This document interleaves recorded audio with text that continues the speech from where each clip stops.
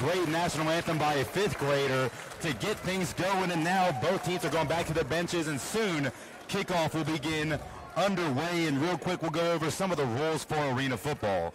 So right now the field is a padded surface that is 85 feet wide and 50 yards long with 8-yard end zones. You play with 8 players on the field, and there are 4 offensive players on the line of scrimmage. 3 defensive players must be down linemen in a 3 or 4 point stance, and each team is allowed 3 timeouts per half. There are 4 15-minute quarters with a 15-minute halftime. And the clock stops for out-of-bound plays or incomplete passes only in the last minute of each half or when it deems necessary for penalties, injuries, or timeouts. 4 downs to advance the ball, 10 yards for a first down. Punting is not allowed in arena football. It is 6 points for a touchdown, just like regular football. 1 point for conversion by place kick after a touchdown, or 2 points for conversion by drop kick after a touchdown. 3 points for a field goal by placement, or 4 points for a field goal by drop kick. You get 2 points for a safety, and kickoffs are from the goal line, and players are touching the wall when the ball is kicked off. Like I said before, punting is illegal, so on 4th down, teams may go for a first down, touchdown, or field goal, and the receiving team may field any kickoff or missed field goal that rebounds off the net. So right now we have the team captains meeting at center field, and we talked about it, how all these familiar faces are returning to the high country, and with those familiar faces returning, some of the tension is also returning. Yeah, absolutely. And I mean, even right here with the captains in front of us, hometown favorite John Law, number 44 for the Havoc, is out there as a team captain for his team today. And I know you and I, Mackie, are really excited to watch John Law play. After watching him for a couple years at Appalachian State, he was an absolutely electric player for the defense, leading them in tackles several seasons in a row. And he's going to be right back out here today in his first game in Boone since playing with Appalachian State. And right now it looks like the Grizzlies won the toss, and they will receive the ball on first. And that's one thing we talked about. One of the keys for the game for the High Country Grizzlies is, with an undefeated big team like the Havoc, you need to get the first score. You need to punch first. And that's exactly what Coach Meserve is doing by receiving the ball to start out the game. Well, Mackie, you called that on the podcast we did together this week. That podcast is on WASCradio.com. But, you know, you said Coach Meserve needs to come out and keep the momentum from that win 2 weeks ago right here at Holmes Convocation Center where that took place, and bring that back. Get the fans back into it as if they never skipped a beat from that win. And I like what you said. They're receiving the ball. They want to put points up first, and they really want to come out here and hit the Havoc in the mouth. And that's the thing. That first win was 2 weeks ago on April 22nd against the East Carolina Torch, 38-24. And one of the big questions was, can the Grizzlies keep the momentum through 2 weeks? Because they did have a bye week coming into this game right now. And by watching them warm up, watching them talk to each other, just the physicality and warm-ups we saw the players arguing, it looks like that they lost no momentum. And right now they will try to keep the momentum going by returning this kick for a good distance and putting their offense in good field position to start off this game. And Gray, you say it all the time, momentum is everything when it comes to sport. No matter what sport it is, if you have a bunch of momentum, you're going to win the game. Yeah, absolutely. Momentum is everything, and that's why it's going to be really important today to set the tone, because both these teams want to get at each other with everything they've got. So to be that first team on the board, to be that first team making a big play on defense, that's what it's going to take to really push the momentum today. And you don't want to let that momentum come out of balance if you're Scott Meserve or, you know, even the head coach of the Havoc. You don't want to lose momentum or lose control of this game, because that's where you could see the tide sway one way or the other. So Jed Solomon, the kicker for the Havoc, will step back and be ready to send this ball underway. All the rest of the players are to the right, a kind of unusual kickoff formation. He sends it downfield, and it hits off the top rebound net, so that is a dead ball, which will cause the ball to be put on the 20-yard line. So good field position to start off this game for the Grizzlies. Yeah, absolutely. And starting quarterback for the Grizzlies coming onto the field right now, number 1, Darren Daniel. In his last game, he was 15 for 36. He only had 1 interception, 2 interceptions, I believe, but Mackie, some of you and I talked about leading up to this game is the fact that as an underdog, the Grizzlies have to take care of the football. So I'm going to be looking for Darren Daniel today to be making accurate throws, making good decisions out from the pocket, and to be finding his guys in efficient ways. So Jordan Farrell will be the tight end to start off the game. We have Scooby Bryant on the near side, Drake White in number 3 on the far side. Darren Daniel drops back, finds Scooby on the near side. Scooby gets there for about a 6.5-yard gain. So right off the bat, Darren Daniel could completes a pass to Scooby Bryant for a big gain on first down. Absolutely, Mackie, and I love the read there by Darren Daniel. You could tell actually on that play his number one option was number 3, Drake White, somebody who Missouri is really confident about in this offense, but he checked down, he went to Scooby, that was a smart play, and he gets some yardage. A.J. Stevenson will be the man in motion on the far side. The ball snapped to Darren. He's looking downfield, finds Stevenson. It's going to hit off his chest pad and incomplete, so it's going to be 3rd down and 4 for the Grizzlies. Darren Daniel, 1 for 2 right now. Great quarterback, 1 for this Grizzlies team, but one thing that fans, coaches, and players talked about is how this team could really take off if Darren Daniel can get his completion percentage above 50%, and he'll be looking to do that right now. And in the backfield with him, number 50, Jalen Jackson, 6'5", 285 running back. So here's a snap. Short drop back, looking downfield, and he throws it to no intended receiver, so it's going to be incomplete pass. And right now we have John Law kind of getting into it with one of the offensive linemen for the Grizzlies, and that's Marcus Hayes. So right off the bat, we talked about how this game would be chippy. 3 downs into the game, we already see some physicality from both players. Absolutely. Expect that every single down going forward. Both these teams are really looking to get at each other this weekend. So 4th and 4 for the Grizzlies. They received the ball. They're trying to strike first, and right now they're in a bit of a predicament. All receivers for Darren Daniel will be on the far side. Scooby Bryant in motion. Darren's pocket collapse. He's going to float it to Drake White, and it's going to be overthrown. So 4 and out for the Grizzlies. Havoc will take over on their own 23-yard line. Mackie, I guarantee you that's not the start that Coach Meserve wanted for his team, not even really being able to get a first down on that drive. But this is where, as the Grizzlies, you have to play smart. You have to be ready to come out strong. Even though the offense didn't get those points you wanted on the board right away, the defense still has to come right back out and do their job. And again, this is going to be one for the defense that's needed to win in the trenches. It all starts from the inside out, and the cornerback play has improved every week from the start of the season, but I think it's because the defensive line play has improved every week from the start of the season. So it builds from there on. So now the Havoc offense is being led by Lee Chappell, a product of Georgia Southern in North Alabama, so he's no stranger to the high country. The ball is going to be handed off, and he's going to be brought down after about a 4-yard gain. That was number 10, Zach Brown, fullback out of Ferrum College, 6'2", 250. And back-to-back plays, we're already seeing both players get chippy with each other. I love seeing the aggressiveness there, too, by number 5 for the Grizzlies, Sean Potts-Harris. Potts-Harris has been out for a little while, going through concussion protocol. He was actually cleared the day of the Grizzlies' last home game, but wasn't able to play that day. Great to see him in on the tackle there for the Grizzlies. So right now, Theron Lewis will be the man in motion. We'll call him T-Woo for the broadcast. The ball is fumbled a little bit, but he regains possession, and there's a receiver wide open, and that is Theron Lewis, the man in motion. So the Havoc strike first, and as Coach Reyes is walking off the field, he is talking junk to the Grizzlies bench. And, man, this game, it might get out of control early.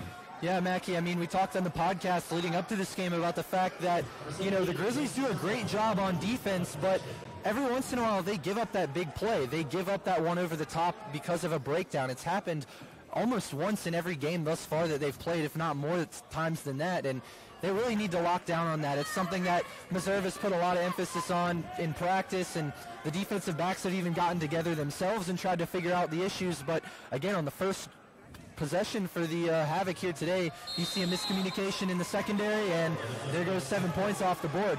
So now Jet Solomon completes the extra point. There's a lot of junk being talked about from the Havoc bench over to the Grizzlies players as they run off. So with 11:10 left in the first quarter, the Havoc now lead the Grizzlies 7-0. And now Coach Meserve, we saw this in the last game. They received the ball first. They went 4 and out against the Torch. And then on the second possession, they scored in 3 plays. And right now the Grizzlies hope that they can do the same thing right now, because a team like the Havoc, they're going to jump on you real quick if you give them any opportunities. Absolutely.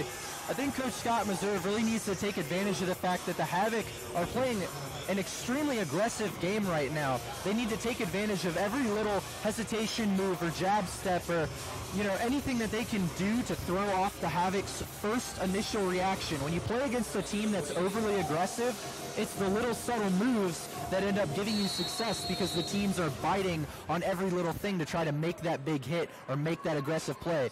You have to take advantage of a team's aggressive nature and not let it be the demise of you. And right now it's like Jet Solomon was going to try to put the ball through the uprights.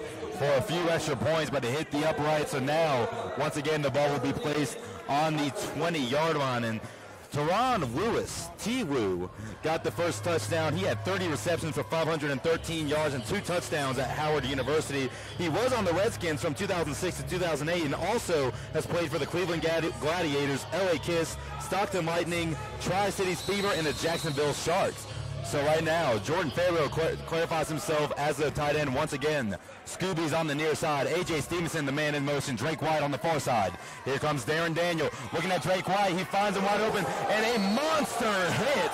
A monster hit by Mishai Robinson out of Otterbein College. My goodness, you can hear that hit all the way from the broadcast table over here. Well, Mackie, I'll tell you what. If I'm Drake White, I'm going right up to Darren Daniel. I'm saying, Darren, how come as soon as the snap is taken by you, you're looking right at me for 5 seconds before you throw it? If Darren's going to do that type of throw to Drake White that quickly, it's got to be snap, throw. You cannot give the defensive back that much time to react to your throw like that. Once again, all the receivers are on the near side on the same side as Darren Daniel. Scooby is in motion.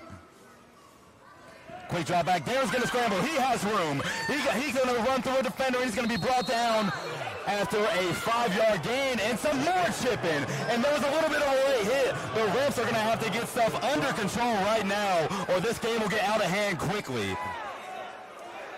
It looks like that hit was by Eric Crosby, a linebacker out of Albany. And you can see him get that extra right hand when Darren Daniel was over the wall. And Mackie, the fans behind me are saying the same thing as us. The officials need to put their foot down right now because this early on in a game, if you're getting this much chippiness between two teams, it's just going to get escalated worse and worse. The officials have to take charge right now and establish their authority because if they can't do that now, they will lose it for the rest of the game. And I talked to one of the referees before the game, and they said they're not going to let much get by them, but right now it seems that they're not doing much, but I think the refs just had a talk and they'll try to get things under control. So 3rd and 4, we'll call it for the Grizzlies. It's going to be handed off to Jalen Jackson, and he's going to be brought down after a 2-yard gain. So once again, the Grizzlies are facing a 4th down situation. I don't love the play call there, Mackie, simply because the Grizzlies have not been a running team all year. They've actually finished with negative rushing yards several times this season. That's not because they're not having success in the running game. It's really that they haven't even attempted it.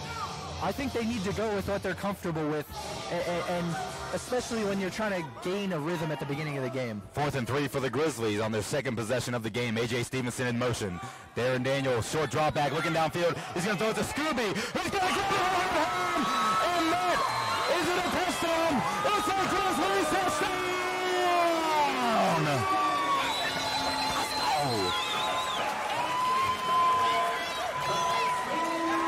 Another one-handed touchdown grab from Scooby Bryant, and he does his touchdown celebration by continuing it with backflips, and it turns out he was a competitive cheerleader in his childhood. Yeah, Mackie, we asked him about those backflips in the post-game press conference after their win against the Torch, where he also scored a touchdown, and he said, that's always just been something I like to do. It's something the fans really get involved with and like when I do it too. They always talk to me about it off the field, so you know, he told us he's going to add a flip for every touchdown.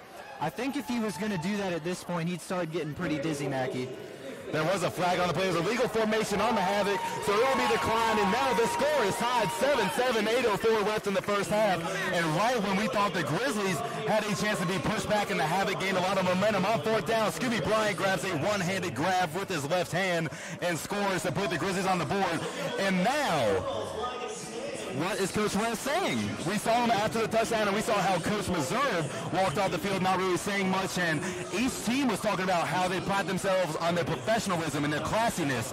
But Coach West was going off the field after the first touchdown, looking Scott Meserve right in the eye, yelling at him. I couldn't hear what he was saying, but Coach Meserve's just going to let the play talk for itself, and now the game is tied 7-7. You know, Mackie, I don't think either coach is panicking at this point. Obviously, it's 7-7. It's a tie game. You might as well say it's 0-0. Both touchdowns coming off of 2 big plays. And, you know, really the game is right where both coaches wanted it to start. I mean, after kickoff, it's 0-0. Well, you're here 8 minutes left in the first, and it's pretty much 0-0. It's 7-7. So both coaches are pretty much right where they wanted to be, I guess. Both wanted to come out with more of a bang, but you also say to yourself, no harm done for both sides. So from here, they can both start with a clean slate and kind of just move forward with the game from there. Lee Chapel's touchdown pass to T. Wu was 23 yards. Darren Daniels' touchdown pass to Scooby was 24. Martell Moore will return it. He has some room, and now he's in the open field, and this could be dangerous. He's going to juke out a defender and be brought down at the Grizzlies' 6-yard line. And now we have a flag on the play. So right now that was a 44-yard return for Martell Moore, but there is a flag on the play.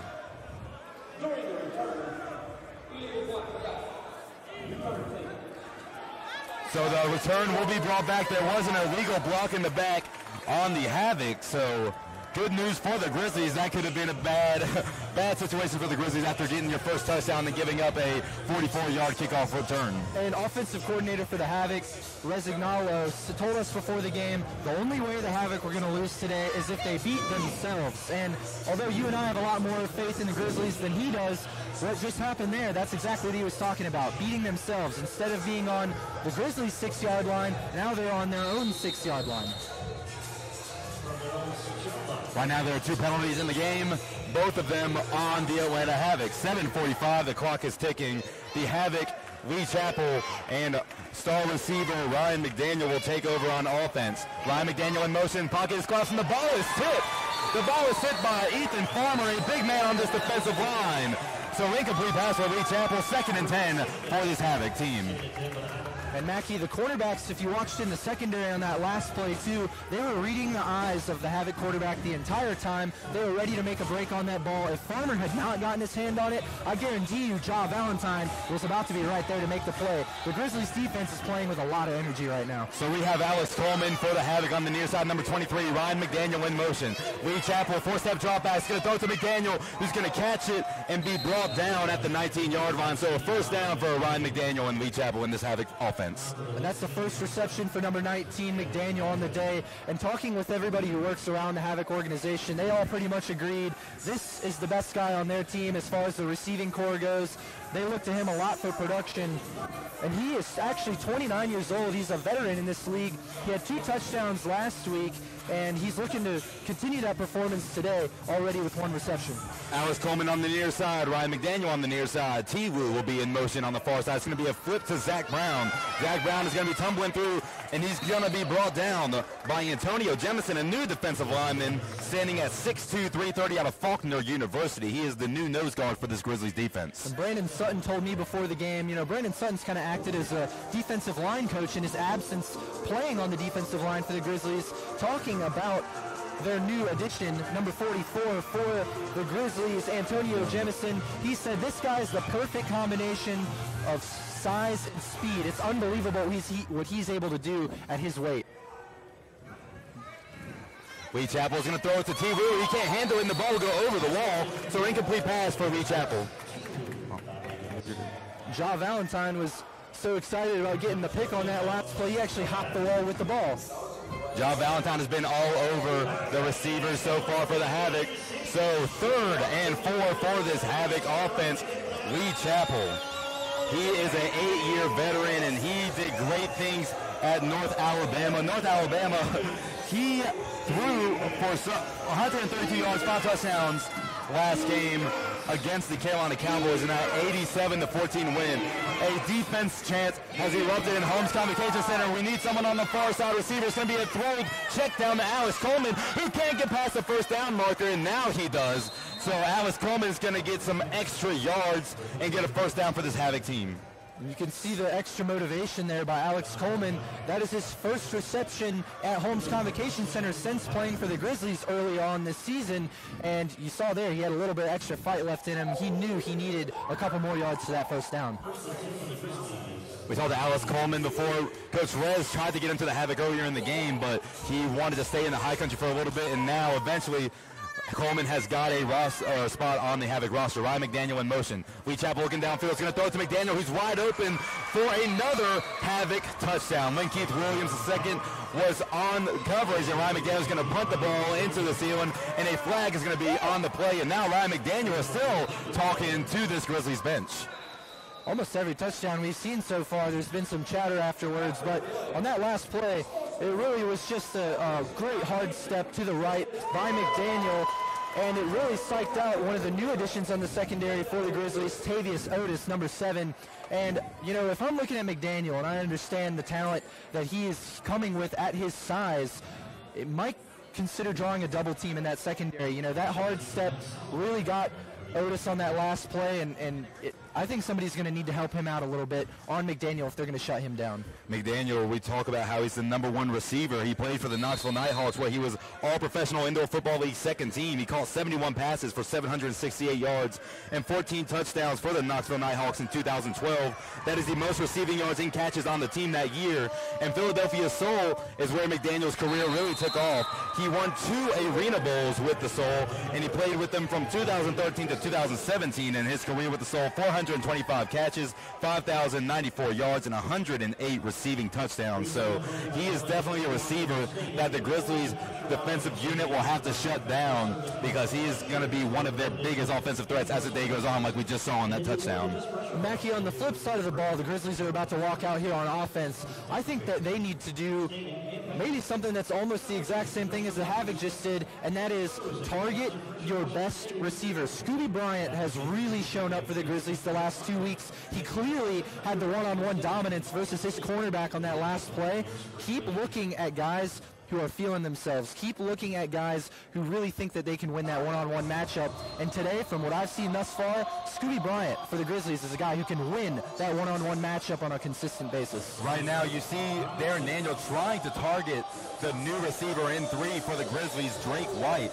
But so far, Scooby Bryant has been the most successful receiver on this offensive unit thus far for the Grizzlies offense. So Jed Solomon will look to send it downfield once again with Scooby Bryant in the end zone to return it.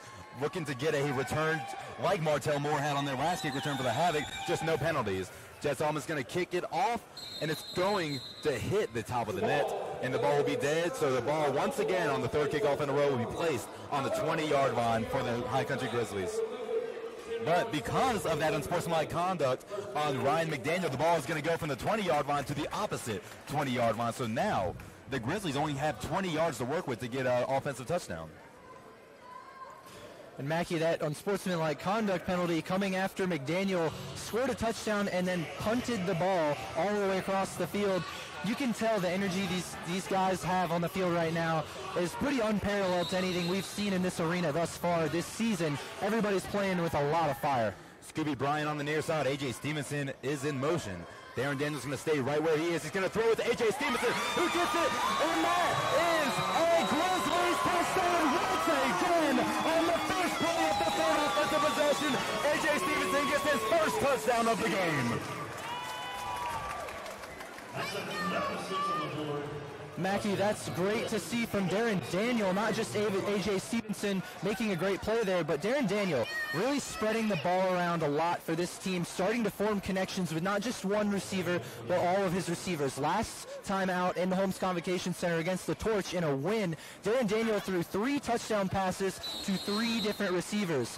All 3 of those receivers were their starters, A.J. Stevenson, Drake White, and Scooby Bryant. Today, Scooby and A.J. both with touchdowns. Maybe we see one from Drake White a little later, too. And that extra point was a low snap, and it was fumbled by A.J. Stevenson, so the field goal was wide right, so the score is 14-13. Now, Gray, I'm going to ask you a question. Because of that unsportsmanlike conduct on Ryan McDaniel, they moved the ball an extra 10 yards, and then they score on the first play. So we talked to Coach Rez before the game. He said the only way they're going to lose is if they beat themselves. And I don't know if that's true, but right now they're beating themselves, because if they were on the other 20-yard line, A.J. Stevenson would have been brought down before he got to 20 yards on the reception and not in the end zone. Well, that's twice now, Mackie, that not only have they given up a penalty, but they've given up a penalty for a huge chunk of yards. Twice. Once they moved from the Grizzlies' 6-yard line all the way back to their own 6-yard line, and then in that case, the Grizzlies moving from their half of the field all the way up to the Havoc's half of the field, and it gave them the ability to run that play and score the touchdown. Victor Levenshire will send it downfield to Martell Moore and former Grizzlies Alex Coleman. Coleman, one of the best kickoff returners for Capital University, where he attended school, and also one of the best kickoff returners last year in the National Arena League, where the Grizzlies played last year before transferring to the American Arena League. So score 14-13, 3:09 left in the first quarter. So far, it has been back and forth on offense. So here comes the kick, and it hit the top of the net. So just like before, it's going to be put at the 20-yard line for the Havoc, right here in front of the broadcast table. And so far, Greg, we talk about how competitive this game's going to be, and we said that, and the Havoc said they were going to come out and run away with the score, but so far that is not the case. Yeah, so far that's not the case, and Coach Resignalo, I think, from his experience at the Grizzlies versus what the Grizzlies are now, is night and day. You know, they talked about it was night and day going from the Grizzlies last year to the Havoc this year. Well, I think it's night and day to go from the Grizzlies last year to the Grizzlies this year, and that's something that Coach Resignalo may take as a shock watching the game thus far. Ryan McDaniel's in motion once again. Lee Chapel gets the ball. Drops that pump fake. He's going to start to be brought down, and that's going to obstruct his throw. And incomplete for Lee Chapel to Martell Moore. And you can see Jalen Jackson get that big left arm in there to help drag down Lee Chapel. Excuse me, that was not Jalen Jackson. Ethan Farmer, excuse me. And Mackey, they're lucky that Ethan Farmer was able to do that because the Havoc had two open receivers downfield. Once again, McDaniel in one-on-one coverage with Otis, and I don't know if I love that. You know, I think Otis has every capability in the world to guard McDaniel, but all the way down the field, not so sure. McDaniel and Martell Moore are bunched up with T-Woo in motion on the near side.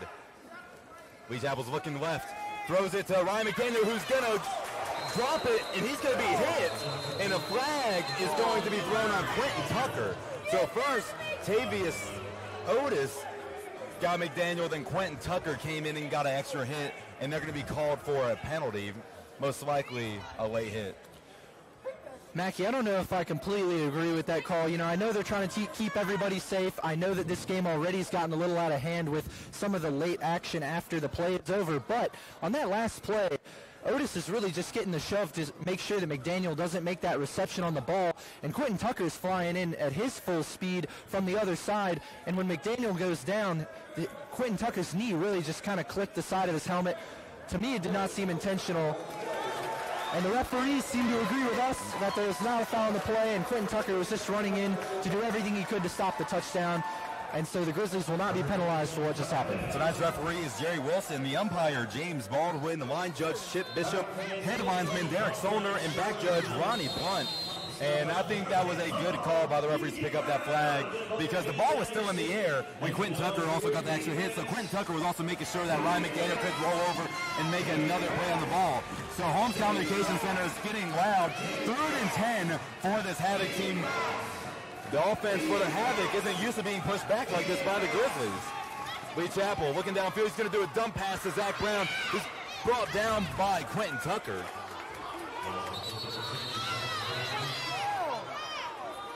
A little confusion there on if the runner was down or not. It's a little tough for us to see on the close side sometimes when it gets down near the wall, so I'm not 100% sure what happened or if the ball went loose when he was going to the ground, but it looks like the referees will signal that the ball was down on around the 21-yard line of the High Country Grizzlies. So 4th and 1 for this Havoc offense, and one person that the defense will have to look out for is Zach Brown, that fullback who just got that completion, 6'2", 250. He is in the backfield with Lee Chapel. I would expect a run from him just to get this extra yard and this extra push. It's a snap. It's a QB sneak by Lee Chapel. He pushes his way through for a first down for a 2-yard gain. And now we have a flag in the backfield. There's been virtually a flag on the last 5 plays. Mackey, I think this is going to go on number 72 for the Havoc. Tyshawn Henderson, looked like he and I think it was Quentin Tucker exchanged a few words after the play. So that was a personal foul on the new defensive back, Tavius Otis out of Wingate, 5'11", 190. A new acquisition for the Grizzlies. And one thing you got to keep in mind, Gerard Holloman, congratulations to him. He had a baby born on Sunday night. And to spend some time with his family and to help take care of his newborn, he is missing this game admirably. Of course, nobody is really shocked by that. That's a very that's the thing that Gerard Holloman wants to do with his child. Oh, absolutely. You want to be with your newborn. I believe he had a daughter, so like you said, congratulations, Gerard, on your success is there with building your family. At the same time, the Grizzlies are missing him here as a part of their family. He had 2 interceptions last week, 1 for a pick 6, and here, Tavius Otis is having his hands full with McDaniel. It's going to be a pitch to Zach Brown, and the ball is loose. And Reed Chappell falls on it. Francis Mays was very quick. You can see Francis Mays got to Zach Brown as soon as that ball reached him. Pushed Zach Brown out of the way to where it was just Mays and Chappell, but Chappell got there just a split second before 6'9". Francis Mays was able to pounce on the ball. And how about 6'9" Francis Mays getting all the way from the line of scrimmage to that fumble, which was about 6 or 7 yards back from where the ball was snapped, as quick as the quarterback standing right there did. I mean, Francis Mays at 6'9" has some serious speed coming off that edge on the defensive line. And that's the end of the first quarter. Score 14-13, Havoc lead. You're watching Grizzlies football on the High Country Grizzlies YouTube channel. The 2 contestants are going to power their electrically flowing slalom their football to the finish line. The first producer wins $25 Blue Books gift certificate. We got 2 young contestants that look like they've never used the league globally. All right, guys, take your mark. Hope you know how to turn it on. Get set. Let's go. This might take a while. Hey, good run on locally owned and operated for more than 40 years. Are you a do-it-yourselfer? Good run on has all you need to get it done on the weekends, 7 days a week. And a full line of power equipment. Welcome back to High Country Grizzly football on the High Country Grizzlies YouTube channel. And right now, score 14-13, Havoc lead. Now, we saw how competitive this game was going to be before the game. Gray, what are you seeing so far in this first quarter? We're seeing just that. I mean, the competitiveness of these 2 teams has already caused multiple penalties on both sides, several unnecessary roughnesses, several unsportsmanlike conducts, and I mean, even the Havoc players, Mackie, are coming over to the wall on the near side and talking to the fans back behind us. It's pretty crazy to see the competitive nature of these 2 teams. One thing I am looking for, though, is for them to not allow that competitive nature to take advantage of them in this game. You know, sometimes being competitive is one thing, but being overly competitive and hurting your team by causing penalties like unsportsmanlike conduct and like unnecessary roughness, that'll hurt you. It's already hurt the Havoc in several ways. The Grizzlies gave up some yards defensively just now because of a personal foul on number 7, Tavius Otis. So it's just little mental things that they need to tighten up a little bit and just ensure that they're going to win this game because they're putting their entire effort into it and not letting things slip away because they made little mental errors, being too competitive with the other team. So the Havoc will resume play to start off the second quarter on the Grizzlies' 19-yard line. And one thing that we're seeing is we saw that Coach Rez, he wanted to run the score up. He wants to win by 40. He wants to win by as much as he can. And Coach Reserve and the Grizzlies not letting that happen. And I don't know if the Atlanta Havoc is used to this. So here comes Lee Chappell. He's going to drop back. Francis Mays pressuring him. Calls a bad throw. Great pressure by Francis Mays. And just like the last play, Francis Mays shot out of a cannon to make that quarterback hurry against Chappell. And I mean, 6'9". That is some size coming at you off the edge. If I were Chappell back there, I wouldn't feel comfortable. 6'9", 280 defensive lineman out of Florida A&M. And we talked about in the East Carolina Torch, he might have not had his tackles fill up the stat sheet, but he affected every play for the Torch by being in the backfield, and he's doing the same right there for the Atlanta Havoc. 3rd down for the Havoc. T. Wu in motion, Ryan McDaniel and Martell Moore on the far side. Lee Chappell drops back. He's going to throw over T. Wu's head. Great coverage by Tavius Otis, the new defensive back for the Grizzlies. So that brings up 4th down for the Atlanta Havoc.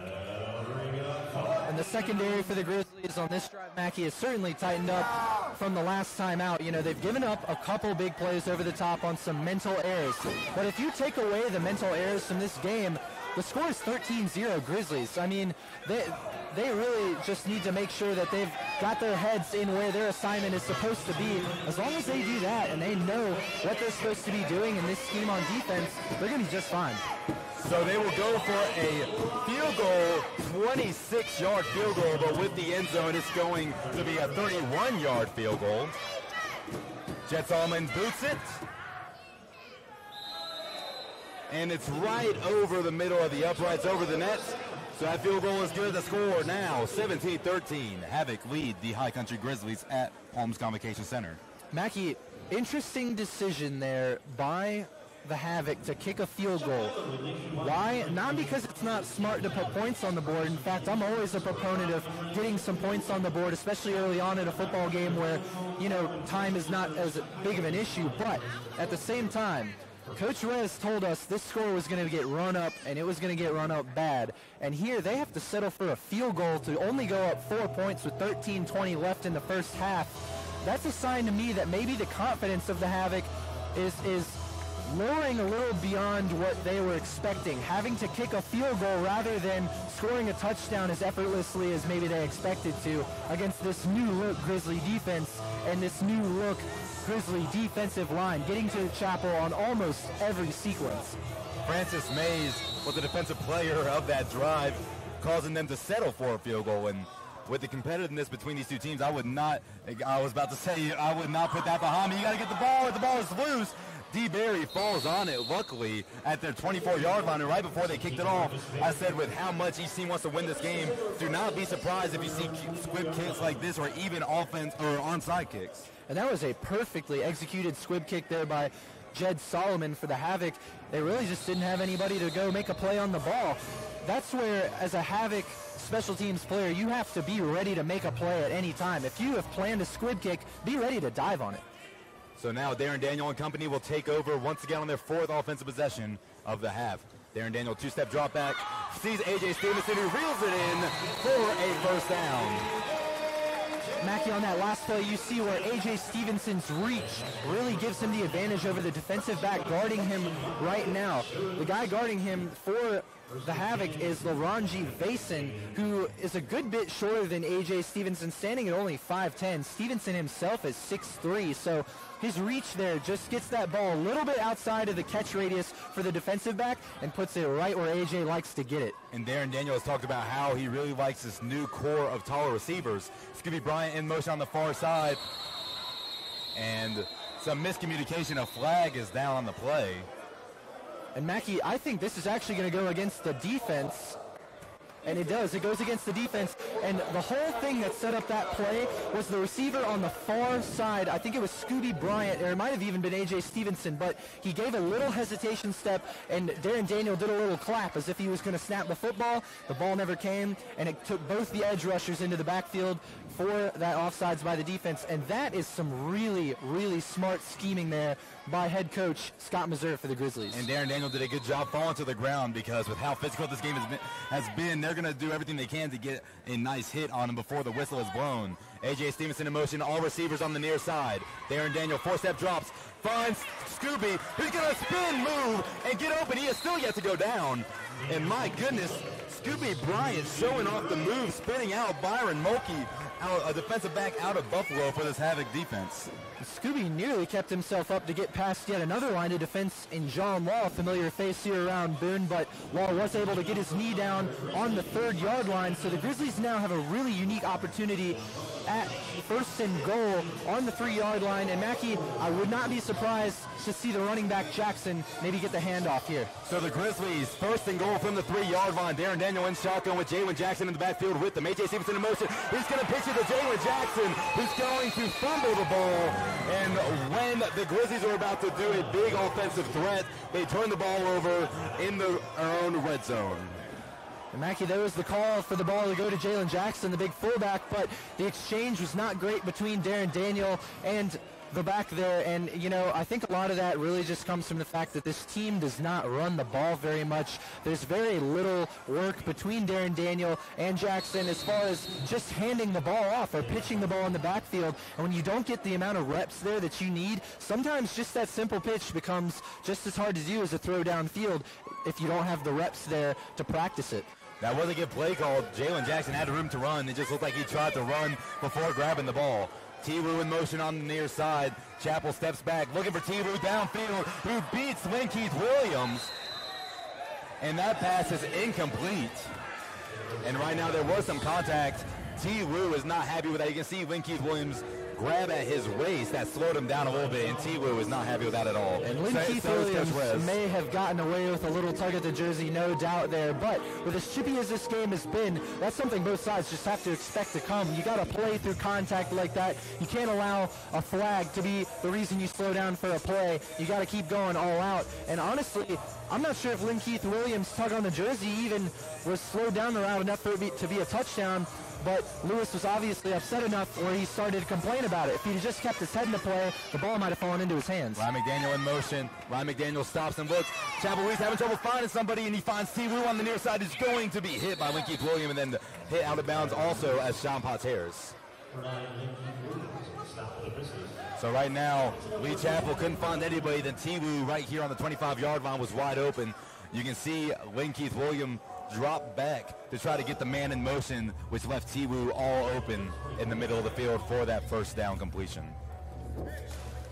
17-13 score here at Holmes Convocation Center. 9:33 left in the second quarter.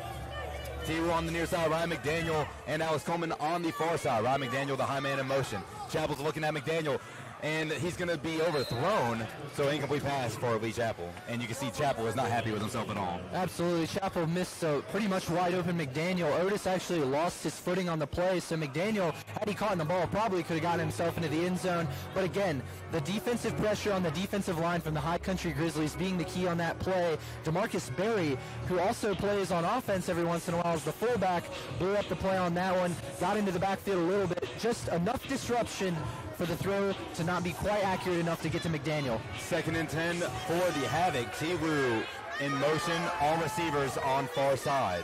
It's handoff to Zach Brown, who's going to juke out the defensive line and brought down by Keith Williams as Keith Williams' helmet comes off.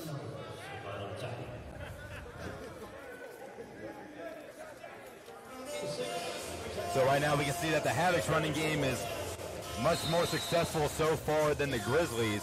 That could have possibly been a touchdown by Jalen Jackson, because all receivers were on the far side, on the opposite side of the field as Jalen Jackson, if he could have just got his hands on the ball. But if there's one thing we know about Coach Meserve, is if you don't focus on the pass is the pass, you focus on the future, and you can only go up. So right now, 3rd and 4 for Lee Chapel and company. Ryan McDaniel, high man in motion once again. Coleman on far side. T-Woo right here on the near side. Chapel, 3-step drop back. Pocket is collapsing. Looks for Ryan McDaniel. Overthrown once again. Job Valentine in coverage. So now, 4th and 4. Do you think that the Havoc will go for a field goal, or they did not like settling for a field goal and they'll try to go for a first down right here? Well, you know, Mackie, we talked about that aggressive mindset. I would think that they're going to go for it, and it looks like that's what they're going to do here. I think Coach Resignalo really just took that field goal to ensure that he got some points on the board. Now that he's got a 4-point cushion, not quite a cushion, but 4-point momentum rather, I think he feels safer going for it this time rather than last time. 4th and 4 for Havoc. This will be a huge stop if the Grizzlies can get it.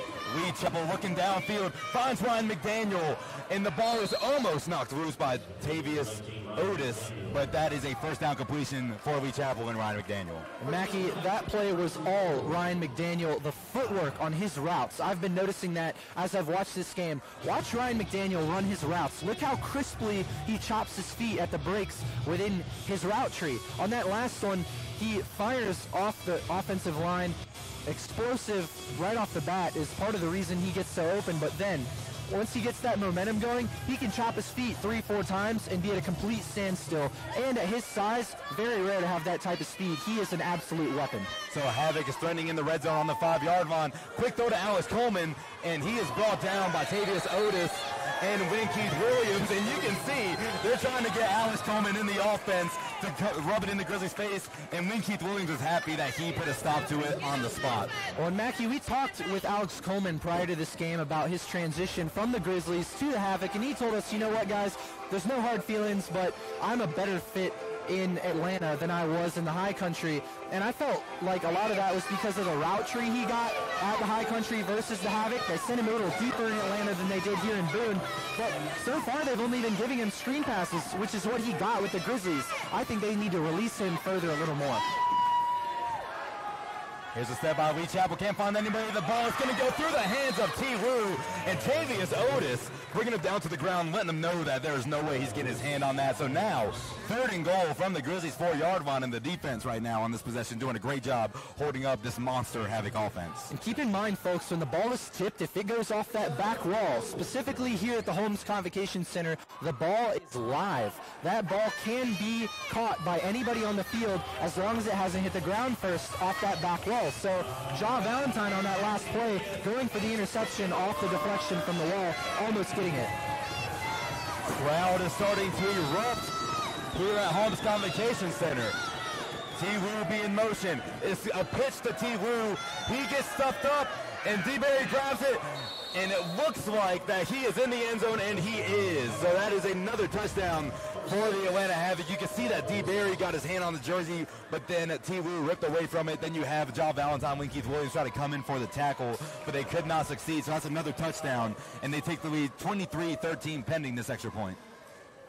Scott Meserve cannot be happy there, Mackey, because tackling in the secondary for this team, I know that was pretty much the line of scrimmage down on the goal line, but tackling in the secondary for this team, even admitted by the secondary, is something that they want to work on and put more emphasis on. And on that last one, the Grizzlies had about 4 guys who could have brought the ball carrier down, but a hand on the jersey is not going to do it in a game as competitive and as amped up as this one. You are going to have to wrap up and form tackle to get people on the ground. And on that last play, we just did not see that. It was a lot of grabbing, a lot of jersey tugging, but no firm tackles, and that's what it's going to take down on the goal line. After that extra point, the score is now 24-13. Havoc lead, 4:34 left in the second quarter. We'll take a quick break. You're watching High Country Grizzlies football on the High Country Grizzlies YouTube network.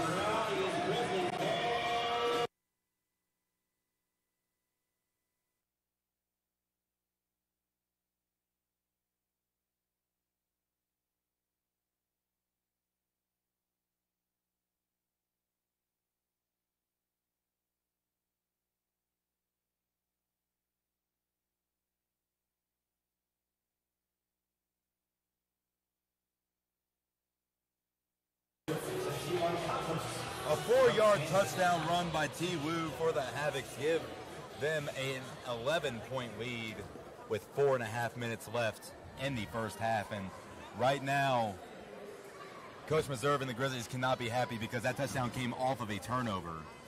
And one thing that the Grizzlies need to do right now, they have to get a field goal or a score because the way the Havoc are rolling, they are not slowing down anytime soon. Well, Mackie, I said as the underdog, the Grizzlies had to take advantage of every possession they had, and that turnover came down on the 3-yard line. That's points you're leaving off the board, and then now they score off that turnover, you're giving up to the other team. You have to take care of the football, and you cannot let turnovers take away points and lead to points to the other team. That's what puts you in a hole. So here comes Scooby Bryant. He's going to duke out another one. He's going to get open and brought down at the 20-yard line.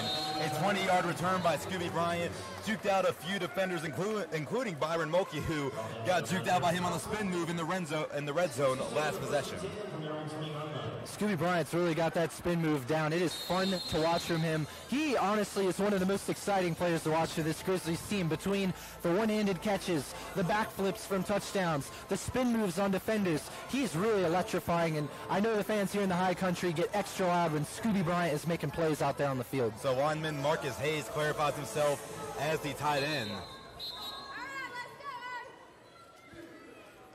Right now, it looks like A.J. Stevenson will be the man in motion. Scooby Bryant on the near side. Also, Drake White, new person wearing number 3 in the High Country on the far side. Larry Ford, former High Country Grizzlies, just messing with his helmet a little bit, trying to get the fit. It looks like everything works, so now we will resume play. 4 minutes left in the first half. Darren Daniel and company looking to make up for that turnover that costed them a touchdown on the Havoc end. Darren Daniel throws it, pump fakes it, throws it to Scooby Bryant, and it's going to be picked off by Michai Robinson, and no one is in sight, and he is brought down by Dalen Jackson. So another turnover on back-to-back possessions for this High Country Grizzlies offense. And that really just wasn't a great decision by Darren Daniel to throw it into coverage there, Mackey.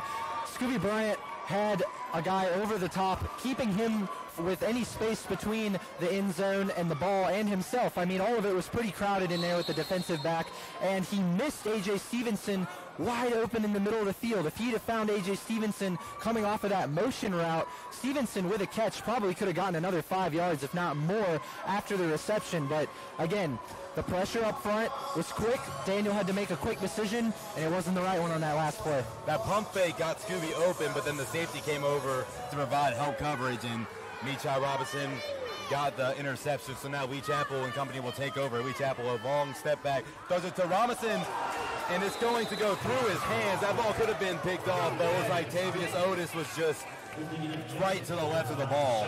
But you don't see that often with Ryan McDaniel letting a ball go right through his hands. And I think that's where Otis missed the pick. He was expecting a sure-handed guy like McDaniel to come down with that one, but right through the hands, wasn't quite expecting it to go over his head, missing the interception there. And that's something when you're in the secondary you have to be aware of. You know, you need to watch the receiver to make sure that you're reading him and the quarterback as well, but glance up in the air every once in a while. Make sure that ball's not coming so you can get a turnover. T-Will in motion, and it's a sweep to Zach Brown once again, and D. Barry cannot bring him down. So right now, tackling is providing a lot of trouble for this Grizzlies defense. They just cannot get their arms around the players to bring him down on first contact. And that run and that missed tackle causes the Havoc to get another first down. Clearly, I know, Mackey, when we talk to Scott Meserve after this one, he will probably bring up the tackling issue, and it's got to be something that's fixed and worked on, because, you know, if you're there to make the play, then you've done your assignment right up until that point, the tackle. You have to make the tackle to close the assignment. You have to bring the player down. Ryan McDaniel in motion. Lee Chapel looking right at him. He's going to throw it, and a great deflection by Tavius Otis. Read that play perfectly, and even myself up here in the broadcast table could see that Lee Chapel had his eyes on Ryan McDaniel that whole play, and I know Tavius Otis saw the same thing. Great pass deflection by Otis. Lee Chapel's really, really lucky not to have that one picked off. That was a very simple route by McDaniel, one where he really just ran 10 yards up the field, broke out to the sideline. When you run out routes as a receiver, you give the corner a chance to jump inside, and Lee Chapel gave him an even better shot by eyeing the route the entire time. Great play by Otis on that one. T-Woo, the high man in motion. Lee Chapel looking right side. Throws it to McDaniel, who's wide open, and his knee is down. The referee points, but it's another touchdown for Ryan McDaniel and the Havoc offense. And right now, it just looks like Ryan McDaniel is running 10 yards and then doing a quick stop and turnaround, and no defensive players or defensive backs for the Grizzlies can end up in front of him. And you can see that Coach Meserve is just not happy right now. Well, McDaniel can use his size. I mean, his big body, standing at 6'3", 200 pounds. None of the Grizzlies' corners are over 6 feet tall, so it makes it very difficult if he does chop his feet and turn around like that to get between him and that football. That's got to be something that's adjusted to by Scott Meserve and the rest of the Grizzlies team, because if you just continue to allow him to have that space in the center of the field, I guarantee you Chapel, the Havoc, McDaniel, they're going to use it every time because he's their playmaker, and if you give the playmaker space to work, they're going to give it to him. Jed Solomons going to step back for the extra point. What's up, Ethan?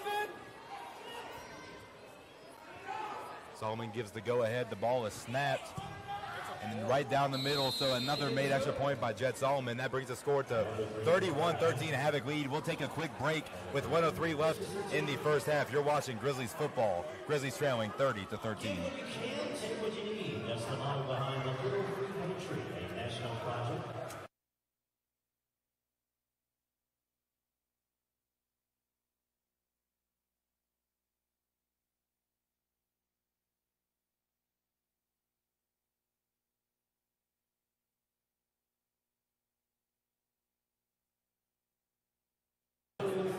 I asked him, you won 2 Arena Bowls with the Philadelphia Soul, and you come to a new team that started this year. This is their first year in the Atlanta Havoc. How do you bring experience? What does winning those 2 Arena Bowls bring to this team? And he said experience and motivation. Now he knows what the end goal is. He knows what it feels like, and that's how he's going to play. And Ryan McDaniel is doing nothing short of it right now, and it looks like we have some little words being exchanged on the sideline, and right now this has just been a somewhat hostile environment for both teams tonight in Holmes Convocation Center. So Jed Solomon looks to boot it downfield, in which he does. And it hit right at the 1 yard line and bounced out of bounds.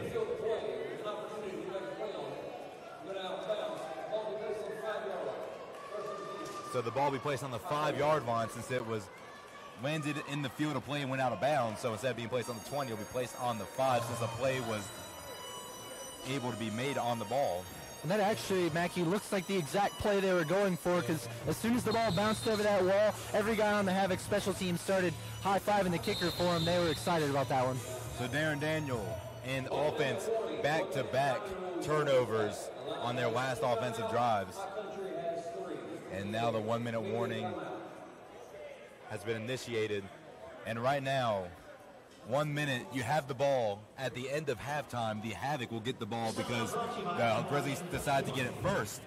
What are you expecting to see on this drive? If you're asking me, they have to get points, whether it's a 7 points with touchdown or a field goal. Mackey, I'm taking my best matchup. That's what. It's not necessarily about, we need to get it to this guy specifically. It sometimes is we need it to get against this guy specifically. So if I'm Scott Meserve right now, I'm trying to find a way that I can put my best guy against their worst guy. How can we cross routes, scheme, move receivers, motion to get a mismatch? I love Scooby Bryant in this one. He's got great hands, great speed, and a little bit of height advantage on every corner on the field.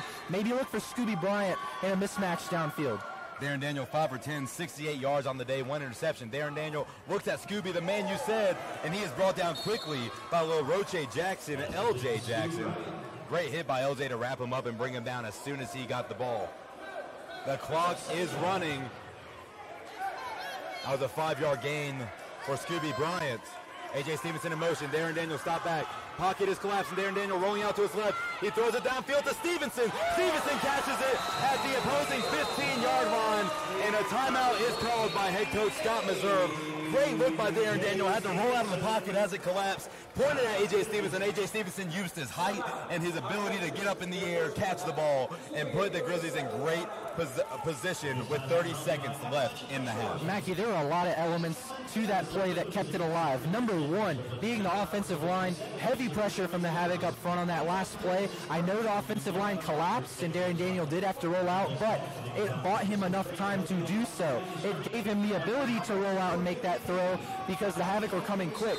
Second of all, as soon as Darren Daniel rolled out of the pocket and it collapsed, the receivers had to break out of their routes. The routes were over, the timing was done, then it was just a matter of getting open, and Stevenson did a great job of using his height to find space in that defense. Marcus Hayes is the tight end. A.J. Stevenson in motion, all receivers on the far side. Darren Daniel looking downfield, throws it to Scooby for a 4 yard gain. Clock is running, 23 seconds and counting. And the Coach Meserve is going to call a timeout. I believe that is their second, and it is their second of the half. So they have one more timeout. 19.6 on the clock, 31-13 Havoc lead, and the Grizzlies are threatening on the Havoc 12-yard line. And here, Mackey, you can't take a sack if you're Darren Daniel. On this next play, if the Havoc bring pressure like they have been this whole drive, Darren Daniel needs to make sure if he doesn't get a good throw off initially, that he doesn't get hit from his blind side or take a hit that brings him to the ground, because with only one timeout left, you want to utilize that for a completion downfield, moving the ball forward, not a sack that takes you backwards. A.J. Stevenson once again will be the high man in motion. Drake White on the very far side. Scooby Bryant separates Drake White and the offensive line. Darren Daniel sends Stevenson in motion, a long motion. Darren Daniel takes a low snap, looking at Stevenson. Stevenson going to jump up, and his hand was being held down, but there is no flag on the play. So that will bring up 3rd and 5 for the Grizzlies offense. 15.4 remaining on the clock. Mackey, A.J. Stevenson having a little word with the referee after that one, being upset that the defensive back for the Havoc, number 27, Byron Mulkey, had a hand on his wrist, allowing A.J. Stevenson to only get one hand in the air to make a play on the ball. But the refs not really agreeing with him, maybe not seeing it. Whatever the case, the Grizzlies are going to have to go for it here. Drake White in motion for the first time. Another low snap for Darren Daniel. Pocket is collapsed, and Darren is scrambling. Finds Drake White for a touchdown! And that is another Grizzlies touchdown with 9 seconds left in the first half. What an unbelievable find by Darren Daniel through the smallest of windows. Mackie and I actually had a perfect view. It was an amazing view of that one. Darren Daniel rolls out of the pocket, ends up standing on about the 15-yard line closest to our broadcasting table, and finds a tight window to get it to Drake White. Now all 3 starting receivers have a touchdown on the day. What an unbelievable play there by Daniel on that last one. We talk about aggressiveness in this game. Coach Meserve is going to go for a 2-point conversion. Scooby Bryant is in motion. Empty backfield for Darren Daniel. He looks for Scooby, and it was tipped. And I don't see a signal yet. It was tipped by a defender. Scooby catches it, but right now the call on the field is incomplete pass. Scott Meserve is out there arguing his case. Mackie, I'm not 100% sure. I guess the ball hit the ground. From our angle, it looks like that Scooby Bryant had secured that one in the end zone. From what the referees just said, I believe since it was under a minute, the ball, once it hits a player, is not live off of a wall. And that was in the opposite corner where we were, and we had a lot of players in between us, so I couldn't quite see how clear that catch was. But still, right before the half, they put 6 points on the board. 31-19 is now the score. 9.1 seconds left in the half. And on that touchdown pass by Drake White, we talk about the smallest of windows, and you were correct about it. We had the perfect field of view for that. Drake White was actually getting his jersey grabbed, but he still just fell and let the ball come right into the cradle of his arms for an 11-yard touchdown pass from Darren Daniel. And Darren Daniel threw that one low, but it had to be low because the defender was already getting his head around to make the play on the ball. And if Darren Daniel didn't throw that one low, he potentially could have gotten his hand in there and knocked the ball loose. But Drake White, great vision, great awareness to be able to get to that low throw by Daniel. And again, great accuracy, great throw by Darren Daniel to make that one happen.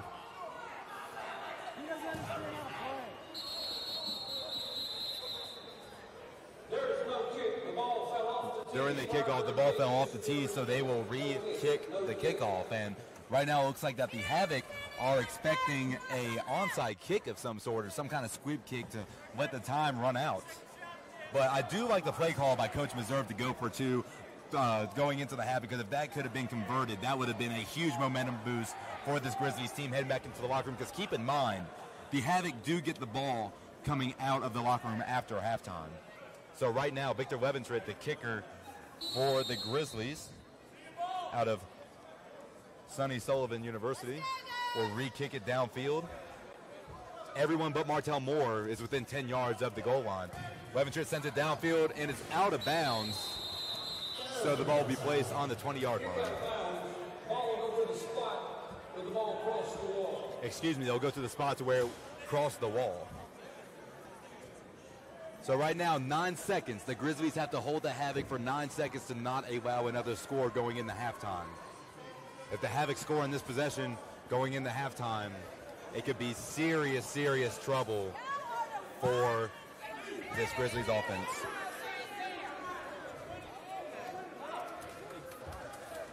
So the ball will be placed at the 25-yard line, which I'm not sure that's where it went out of bounds, but I am also not the official. So the officials rule the game, and we have to deal with what we have. So the ball is at midfield for this Havoc offense. Lee Chappell and company will look to try to get one more score going into halftime with 9.1 seconds on the clock.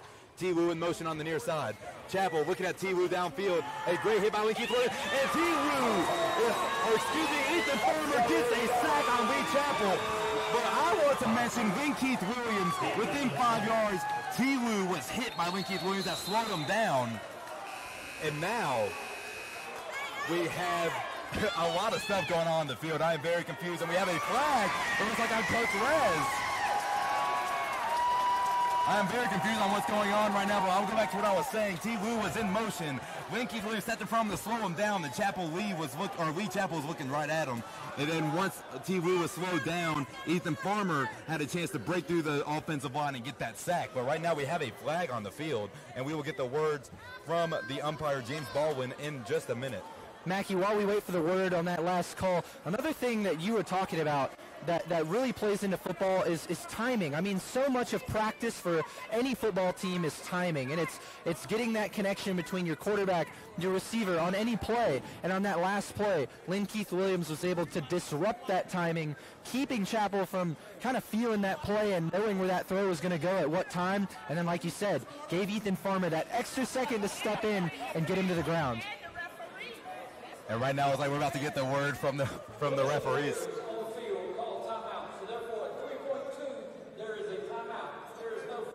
No flag is on the field. A Havoc player did call timeout. So 3.2 seconds left on the clock. And right now we have some nice exchanges between fans and an offensive lineman for A.J. Harmon. Yeah, the best center in the league. From what other players, we had Brandon Sutton talk about him, and Brandon Sutton said the defensive line has a little bit to work with A.J. Harmon, but right now they are holding him at bay. But it's kind of fun seeing A.J. Harmon. He's just joking around saying, look at the scoreboard, not doing anything derogatory to the fans, playing along with them. And that goes back to how great arena football is and how interactive the players and coaches are with fans, because the fans, they're sitting no more than 20 feet away from them. And if you yell down at the player can look right up at you and see who's yelling at. And I asked Scott Meserve in an interview what one of the biggest differences between arena and normal football is for the fans, and he said the interactivity between the players and fans. You saw that right there. So 3.2 seconds left, 31-19 Havoc lead. All receivers will be on the far side. T. Wu starting all the way at the end zone, so he's a 25-yard motion. There is a flag on the play. Chapel looking towards the end zone, and he gets hit. And Martell Moore completes the pass, and he is brought down by Tavius Otis. But there is a flag on the play, and the Lee Chapel got hit really hard by the new defensive nose guard, Antonio Jemison. And right now we're going to see what the flag is. It looks like it was right near the snap. Okay, it was on the Grizzlies for a legal formation. It's probably going to go on the linebackers for being a little out of position. Generally in arena football, when you see those illegal formation calls, it has to do with the linebackers moving in and out of that little 5-yard box that they have there in the center of the field.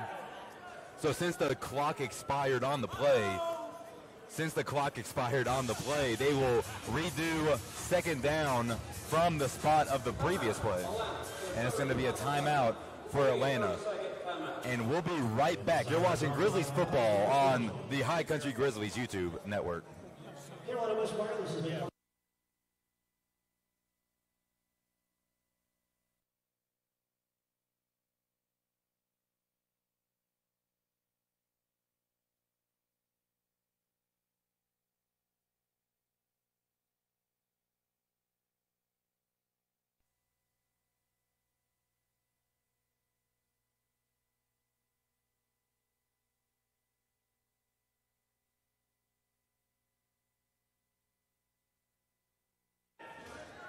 Welcome back inside Holmes Convocation Center. I'm Mackie Gallagher, joined by Gray Salter. There is no time on the clock, but they do get one more play before the half ends to try to get a touchdown.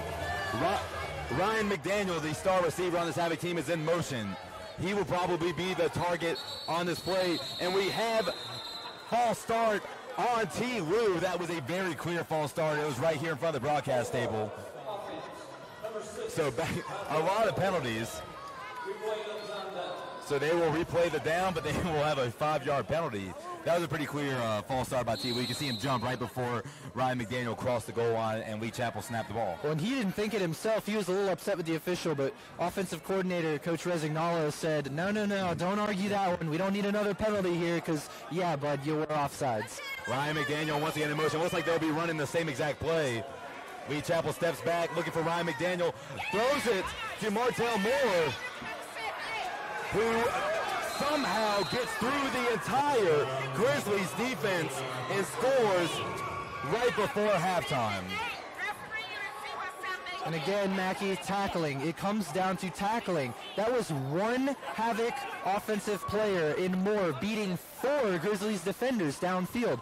I just don't understand, with the amount of passion that this team came into play with today, how you can miss tackles downfield like that. But it's going to have to be something that the Grizzlies solve here, or they're going to keep giving up plays downfield. Because if you nail every assignment, every checkbox that you have defensively, it does not matter if you cannot bring the player down at the end of the day, and that's been the issue for the Grizzlies in this one. Martell Moore somehow got through the whole defensive unit to score right before halftime, and that's a huge blow because now they are leading by 19 points going into halftime, and they get the ball coming out of halftime. So great. What do both teams need to do better? But right now, let's focus on the Grizzlies after they gave up that touchdown. What do the Grizzlies need to do better to get on top in the second half? Well, for anybody just listening to what I just said, I mean, tackling. I don't think people realize that the Grizzlies have pretty much nailed every assignment defensively, aside from that one touchdown they gave away on the broken coverage. They have done everything right. Every coverage has been crisp. It has been pretty good. Every defensive line snap for them has given pressure to Chapel. I mean, everything defensively has gone solid, aside from once they get to the ball carrier, they haven't been able to get him to the ground. And I don't know whether that's because guys are going for the big hit, which is something Scott Meserve told us it was a problem in the past, is guys were going for that knockout punch instead of the wrap-up hit.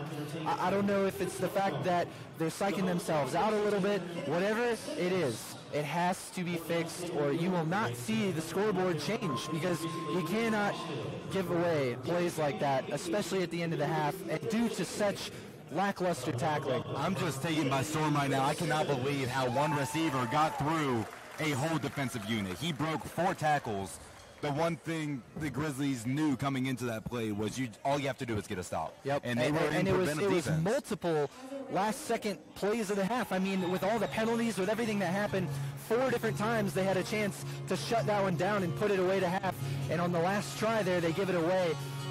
It's really just a mental thing, and for both teams it's a mental game, because on the flip side, if you're looking at the Havoc, what should the Havoc do better coming into the next half? Well, Resignalo kind of said it himself before the game. They can't beat themselves. An undefeated team is only going to lose if they beat themselves, and right now, I know it's a 19-point game, but the reason that the Grizzlies are really even in this one still is because the Havoc have given up some penalties and given up some big yards off of just really simple mental mistakes. So for both teams, one, it's tackling, which seems like a physical thing. One is penalties, which is obviously a mental thing, but really they're both mental things. Tackling is so much more of a mental thing than people realize. And so the Grizzlies have got to just tighten some screws up with that.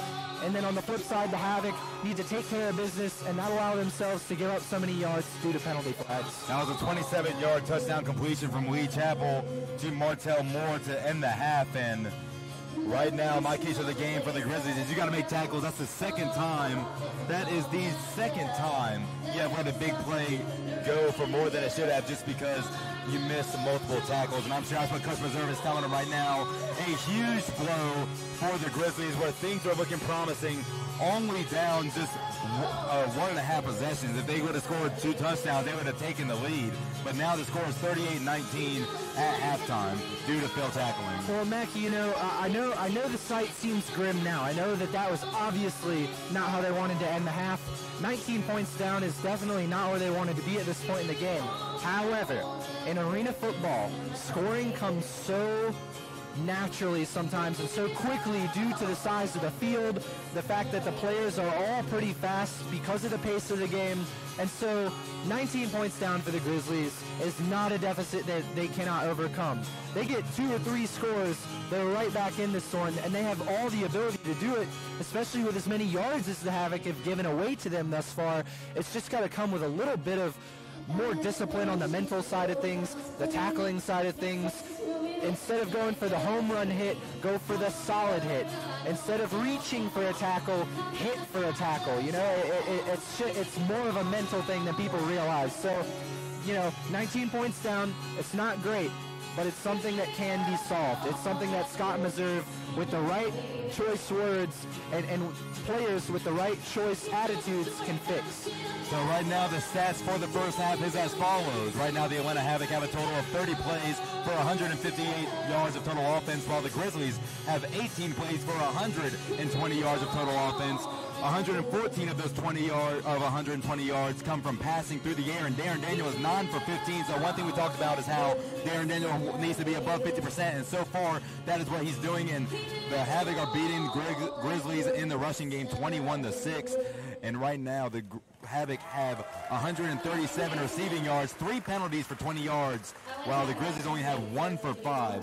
So in the second half, what we both agree on is the Grizzlies need to have better tackling, but right now the offense is showing some promise. What are you seeing from this offense? From the Grizzlies offense? Yes. From the Grizzlies offense, I am seeing Darren Daniel, aside from one play where he threw an interception, making great decisions, making accurate throws. And like you said, Mackie, that was going to be a key for the offense today. They have so much talent. They've started to get the good protection up front. And now it really just hinges on, can Darren Daniel capitalize on all those things starting to gel together? And today, he really has. I know 19 points doesn't necessarily show that, but they fumble the ball once on the 3-yard line. That takes 6 to 8 points off the board.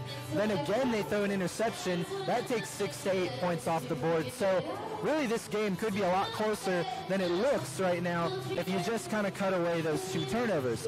Aside from that, like you said, 19 for 15 from Darren Daniel, over 50%. He's got 3 touchdowns to 3 different receivers, which shows you that he's making reads, finding that open man, making the best decision, not just the one that seems like it's the most obvious. You know, you might want to throw to Scooby Bryant on a deep play to try to get that touchdown, that big bang play, but make the smart one. You know, if Scooby Bryant's beat his man off the step and has got a one-on-one favorable matchup, then maybe the deep throw is the solid choice. But if there's double coverage, if you see a safety dragging over like what happened on that interception, make that check down, make that smart throw, which we've seen from him several times in this game, but it has to be on a consistent level. It can't be every other play. It can't be every 2 plays. It's got to be every single play. And that's the change that I'm slowly seeing in Darren Daniel, and I think is going to continue to get better as his season progresses.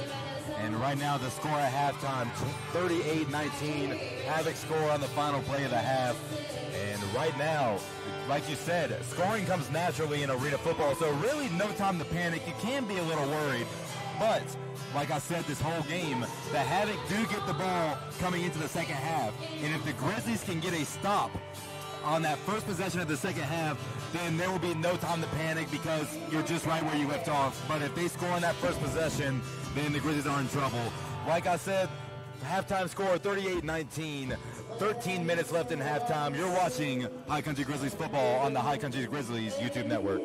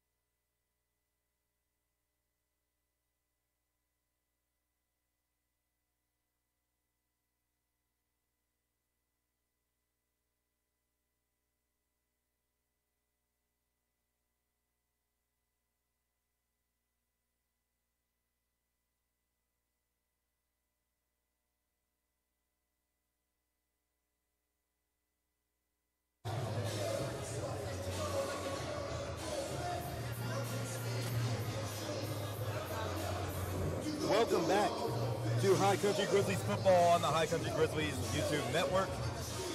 After scoring on a 27-yard pass as time expires and the first half, the Havoc took a 38-19 lead going into halftime, and now they get the ball back to start out halftime.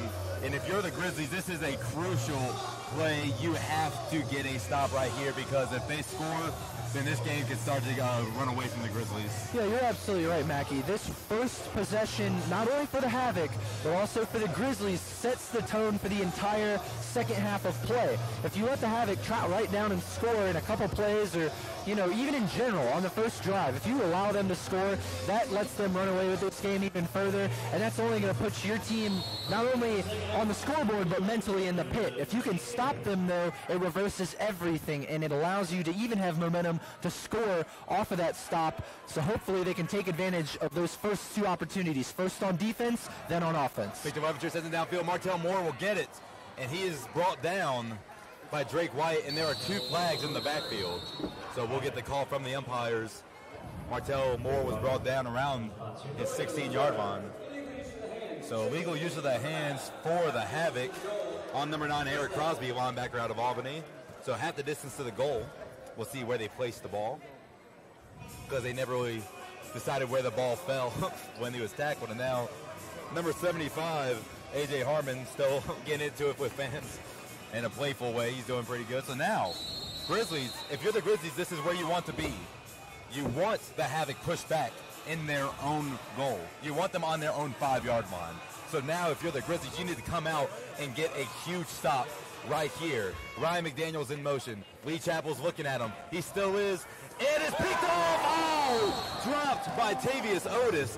But it was a great read right off the hands, but no harm done. So it will be 2nd and 10 for the Havoc. Mackie, that was great anticipation there by Otis. Didn't quite have the hands to snag the interception there, but one thing I've noticed from this Havoc team thus far in the game, the receivers don't throw many double moves. It's mainly just they start their route, and then you get either a chop of the feet, a hard plant step, but then it's the one move. It's never a double move. So the Grizzlies cornerbacks need to recognize that and understand after that first break, that's probably when the ball's coming. Deron Lewis is in motion on the far side. A quick dump to Ryan McDaniel behind him, incomplete. So, now the Havoc are in trouble on their 5-yard line. 3rd and 10, and right now, if you're the Grizzlies defense, like I said, this is where you want to be right now. Absolutely, and Mackie, this is where that defensive line play can come in big, because not only do you have them backed up on their own goal line, so there's not a whole lot of room to work with, but at the same time, there's a lot of field behind the Grizzlies secondary that you don't want to give up. So by putting a lot of pressure with that defensive line on the up front, on the offensive line, then you're not allowing them to have time to throw it over the top of the secondary and take advantage of that open space behind the defense. Alex Coleman on the near side, Ryan McDaniel in motion, being guarded by Tavius Otis. And it's a quick screen to Alex Coleman, who is hit hard by Linkeith Williams and then finished off by Tavius Otis. So we talked about that route tree that Alex Coleman had here at High Country and how he didn't really favor his play style. But right now it looks like that the Havoc are giving him the same routes that the Grizzlies did. Yeah, the offensive coordinator for the Havoc, Coach Rez, told us that they like to use Alex Coleman for his talents, use him differently than the Grizzlies did. But like he said, thus far, they're pretty much just giving him the same routes that he was seeing here at the High Country anyway.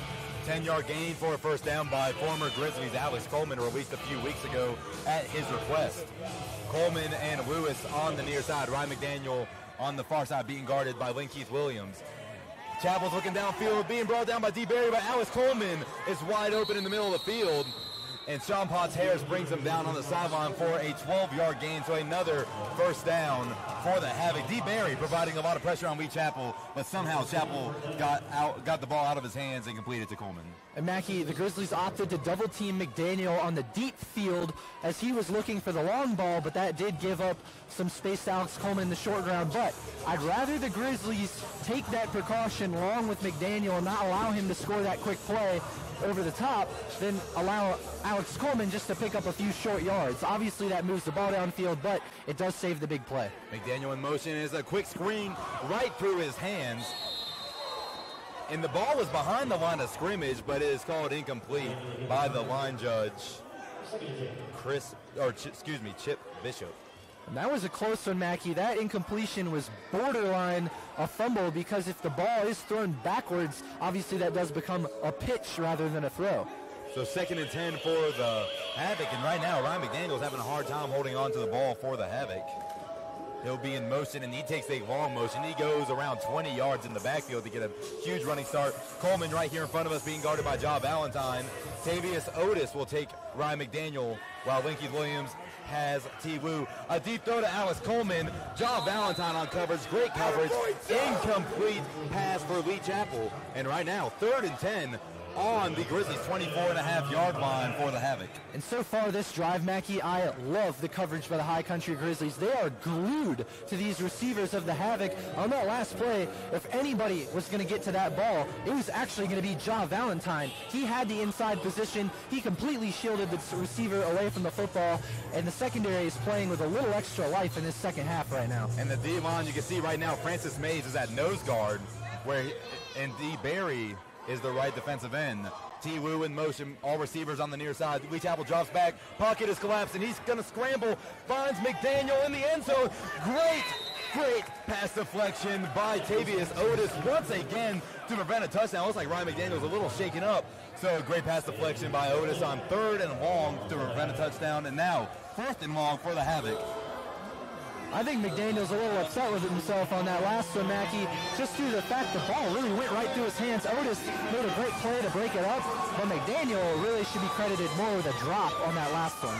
Otis, like you said, he did a great job bringing it up, getting there late, to where even if he didn't knock the ball away, he still disrupted the catch in some way. And you can see McDaniel has his hands on his knees, and maybe he got hurt, being pounded into that wall. It's very possible, and you have to keep in mind, Mackey, even if the receiver had the ball in his hands like that, and Otis got there a little late, the ball's live off the wall. So you never want to be too careful if a receiver is going to make a catch or not. Get there late anyway, because if he fumbles it and it happens to bounce off that wall, it's still live. And not only can you keep him from making the catch, but you can also maybe get the pick yourself. And right now is a timeout by the Atlanta Havoc, and we'll take a timeout with them. 9:38 left in the 3rd quarter. Havoc lead 38-19.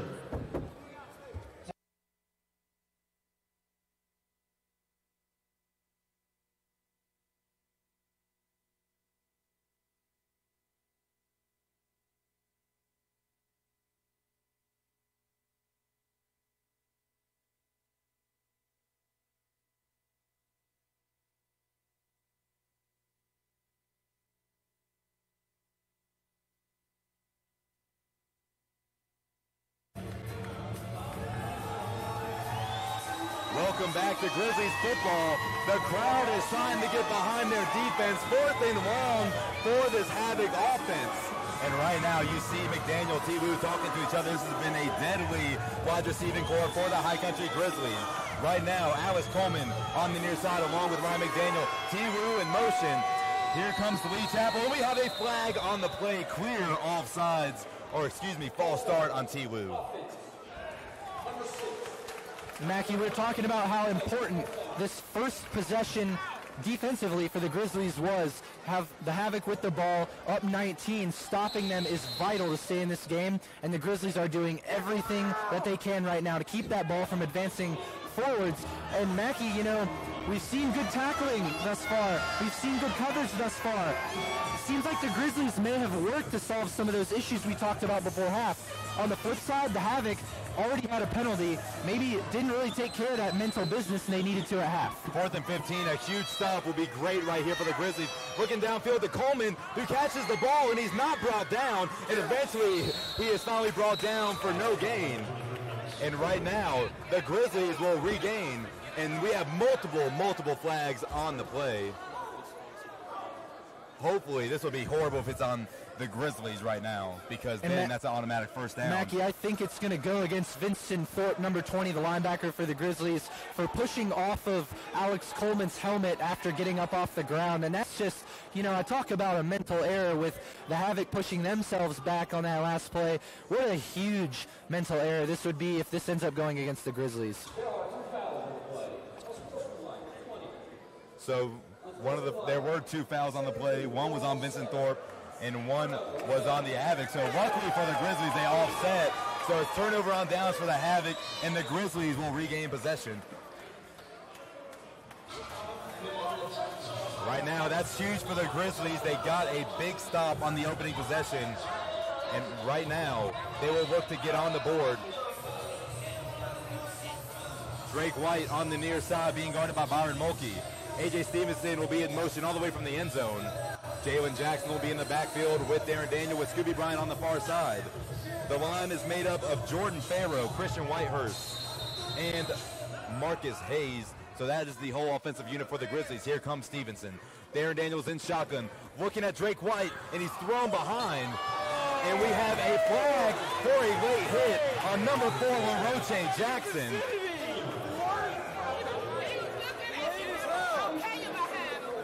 Mackie, that's absolutely the right call there, too, to keep guys safe. That ball was well out of the vicinity of play when number 4 for the Havoc, L.J. Jackson, came in and threw a late hit on Grizzlies wide receiver Drake White. And really, that's just for player safety. I mean, LJ complains about that one. This game's been pretty chippy, but when you hit a guy from the back like that, he can't even see it coming and the ball's out of play. That's got to be a flag every time. That was a great call by referee Jerry Wilson. So right now, they will resume play from midfield. Drake White, Scooby on the near side. A.J. Stevenson will be on the near side as well in motion. Darren Daniel takes a snap, 3-step drop back, looks downfield, throws it, and it's going to be incomplete. Intended receiver A.J. Stevenson, and you can see that the pocket was collapsing quick. Darren Daniel put it to where A.J. Stevenson could get it, but most importantly, put it to where a Havoc defender could not get it. And what I love about that throw, Mackie, is the fact that he knows Stevenson's got the speed to get to the end zone, so what does he do? He purposely overthrows him, gets it off the back wall where the ball is live, and actually gives Stevenson a chance to maybe still make a play on it without it being anywhere near the defensive back's hands. That's a really smart throwaway by Darren Daniel to give his receiver a potential chance. 2nd and 10 from midfield for the Grizzlies. Scooby on the far side. A.J. Stevenson, primary man in motion. And the ball is snapped. A whistle finally calls the play dead. Offsides on the defense by the Havoc is the call. So right now, if you're a Grizzlies fan, you have to be happy with this penalty battle in which the Grizzlies are winning. Absolutely. And Mackie, in the first half, they had 3 penalties for 20 yards, the Atlanta Havoc did, and already this half, they have 3 more penalties. So they've doubled their first half penalty total right now already, and that's really playing into that mental game that Coach Resignalo said could be the only thing that loses it for him here today. So the Grizzlies need to capitalize on the fact that they're making those mental errors right now. They doubled it in 7 minutes and 3 seconds into the second half. Darren Daniel's going to keep it. He's going to show off some footwork. It gets a good gain of 4.5, so it will be 3rd and 1. We'll call it inches, actually. Mackie, you know, with Darren Daniel as your quarterback, standing at 6'4", 220, I've wondered why maybe Scott Meserve didn't think about running a couple option plays with him as the primary ball carrier. I like the fact that they ran without any exchange between him and another player due to the fact that the rushing game doesn't get as many reps as the passing game. That allows for more ball security, but also productivity in the rushing game. So Darren Daniel gets a 4-yard scramble, and now it is 3rd and 1 from the Havoc 16-yard line. A.J. Stevenson in motion. All receivers are on the near side. Correct that. He will stay on the far side. The snap to Darren Daniel.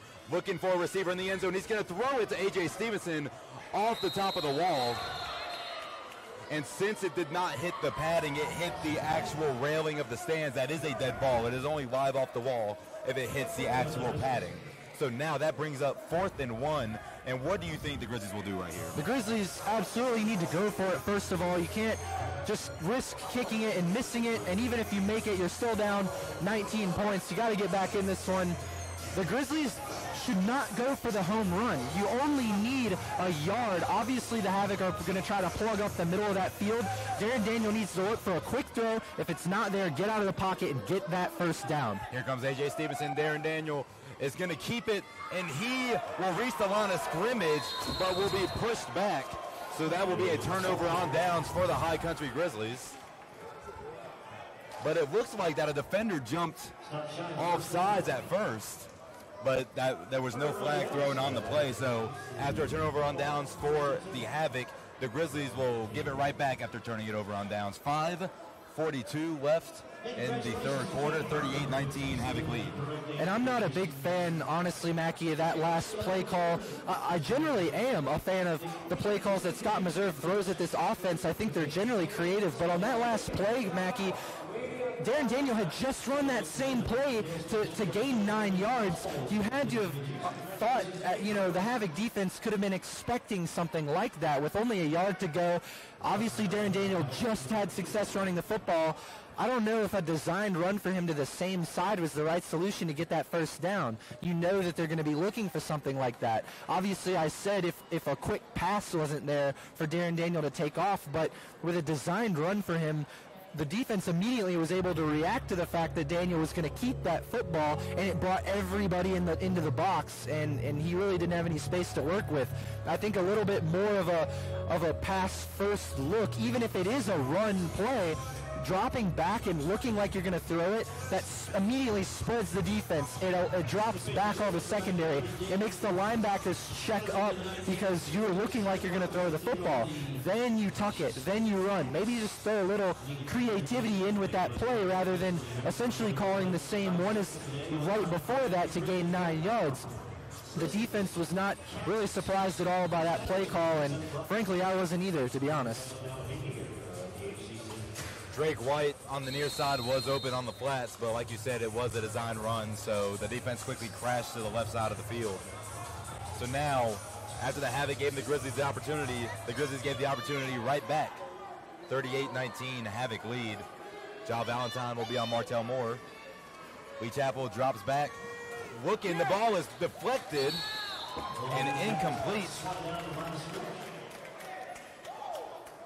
Great deflection by Antonio Jemison. Right now, this defense in the second half has been looking very stellar for the Grizzlies unit. Absolutely, and coming back in this game for the Grizzlies is obviously going to be a process down 19 points, but that process has to start with keeping the Havoc from putting more points on the board. You can never bring yourself out of a deficit if the other team continues to pile it on. So step one of the plan to get back in this one is keep the Havoc from scoring, and so far the Grizzlies defense has done a pretty superb job of that. Second and long for the Havoc. Chapel looking downfield, pocket collapsed, and it's going to be a sack by D. Berry. And the ball came loose, but the play was called dead. D. Berry went straight to the backfield and took down Lee Chapel from the blind side. And Grizzlies seem to have made an adjustment, Mackie, to the fact that we were noticing, you and I talked about this at halftime a little bit, that Chapel is looking to the man in motion with his first read almost every time. So what have the Grizzlies done to counter that? They are starting to put two guys on that man in motion off the bat every time without question, and that is causing Chapel to kind of throw off his timing. It throws off his reads. It forces him to go to his second target, and all that takes time in the pocket to develop. What does that do? Allows guys like Ethan Farmer, D. Berry, Francis Mays, all those guys to get into the backfield and make plays. So 3rd and 15 for the Havoc right now. They just can't get anything going offensively. Alice Coleman will be in motion for the Havoc to change things up. And we see Ja Valentine step in front of him, and we have a flag on the field. And it looks like it's on the Havoc based on the player's reaction, especially from number 10, Zach Brown. And it is offsides on the offense. So that will go from 3rd and 15 to 3rd and 20 for the Havoc offense. And right now, if you're the Grizzlies, you have to be confident in your abilities, but we also saw how it was 4th and very long going at the halftime, and somehow Martell Moore broke multiple tackles to get open. So no matter how much of a distance this Havoc offense has to go, you just have to stick to the fundamentals. If the ball comes to you, knock it down, get an interception. If the player with the ball comes to you, wrap up, just bring them down. You don't need the big hit. And this defensive line has been doing a great job of getting through this monster Havoc offensive line. And we talked about how this game will be won in the trenches. And now he throws it down to Zach Brown. And Zach Brown is brought down quickly by 3 Grizzly defenders, including Tavius Otis, John Potts Harris, and Lynn Keith Williams. Mackie, right here on 4th down, the Grizzlies offense, if they can get on the field after this, have got to hold the football on the field longer. The Grizzlies in the first half had half the amount of time of possession that the Havoc did. Half. That means the Havoc had the ball twice as much in the first half as the Grizzlies. Now your offense has the chance to come back on the field here. They've got to find a way to keep their offense on the field and allow the defense a little breathing room. 4th and 10 for the Havoc. This will be a huge stop for the Grizzlies. Lee Chappell, a long drop back, looking way downfield, and throw it to wide open T. Wu, who cannot be brought down, and will eventually reach the end zone for another Havoc touchdown.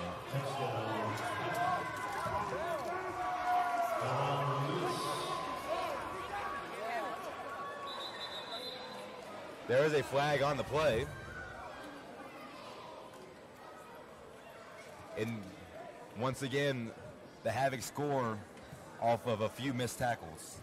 And I think that flag's going to come after the touchdown as an excessive celebration on number 6, T. Lou. But Mackey, once again, 4th down, a chance to get your offense on the field, a chance to keep points off the board and get back into this game, and the Grizzlies just come up short. And, you know, those are the kinds of plays that you have to be able to make to win football games. You're just not going to be able to get it done if twice on 4th and 10 plus you're allowing a touchdown.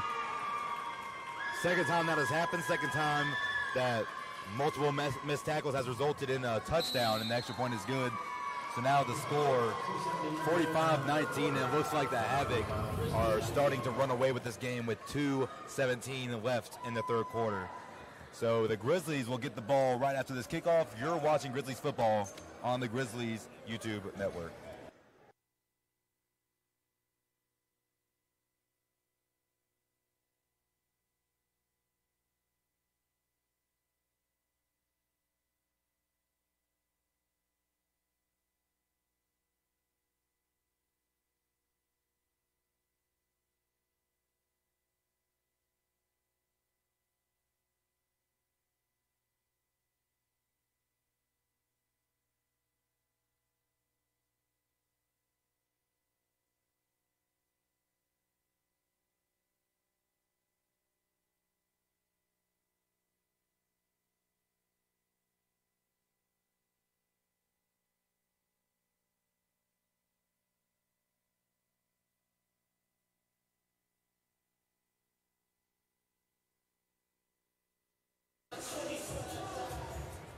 Welcome back inside Holmes Convocation Center. I'm Mackie Gallagher, joined by Gray Salter. Jet Solomon boots it downfield. Scooby can't come up with it. He's going to grab it and start to take off. And he's going to hand the ball off. And he's going to be called down before the fumble came loose. Scooby just fumbled the ball, couldn't pick it up, and then as soon as that guy made first contact, Scooby just couldn't go anywhere. And you would like to say that's some of the tackling you would like to see the Grizzlies doing.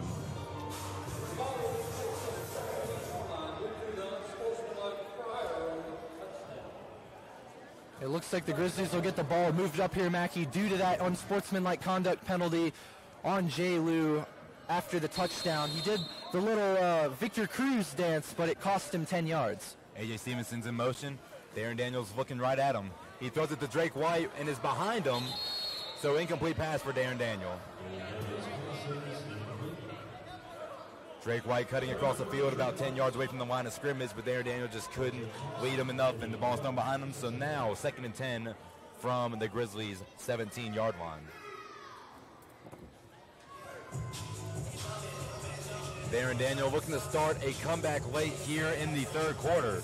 Score 45-19, Havoc lead after that long touchdown on 4th and 10 last possession. A.J. Stevenson's in motion once again. And Darren Daniel throws it to him, and he bobbles it and keeps it through the hit. A.J. Stevenson did a great job with his concentration and holding on to that ball for a first down.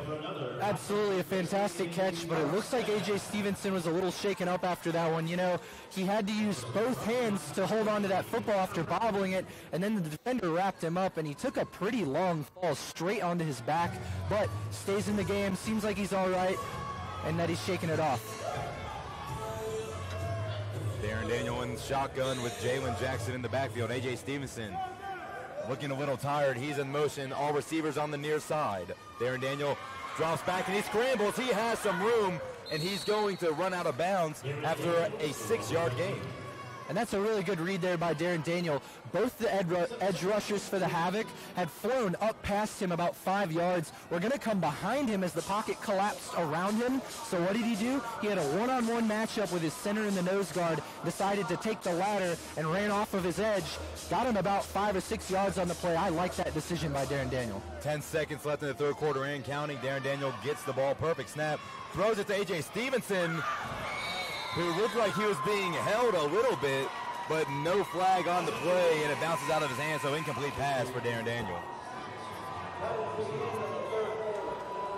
And that will be the end of the third quarter, so right after this break, we will resume Grizzlies football with the fourth quarter underway. Havoc lead, 45-19. You're watching the High Country Grizzlies play the Atlanta Havoc on the High Country Grizzlies YouTube network.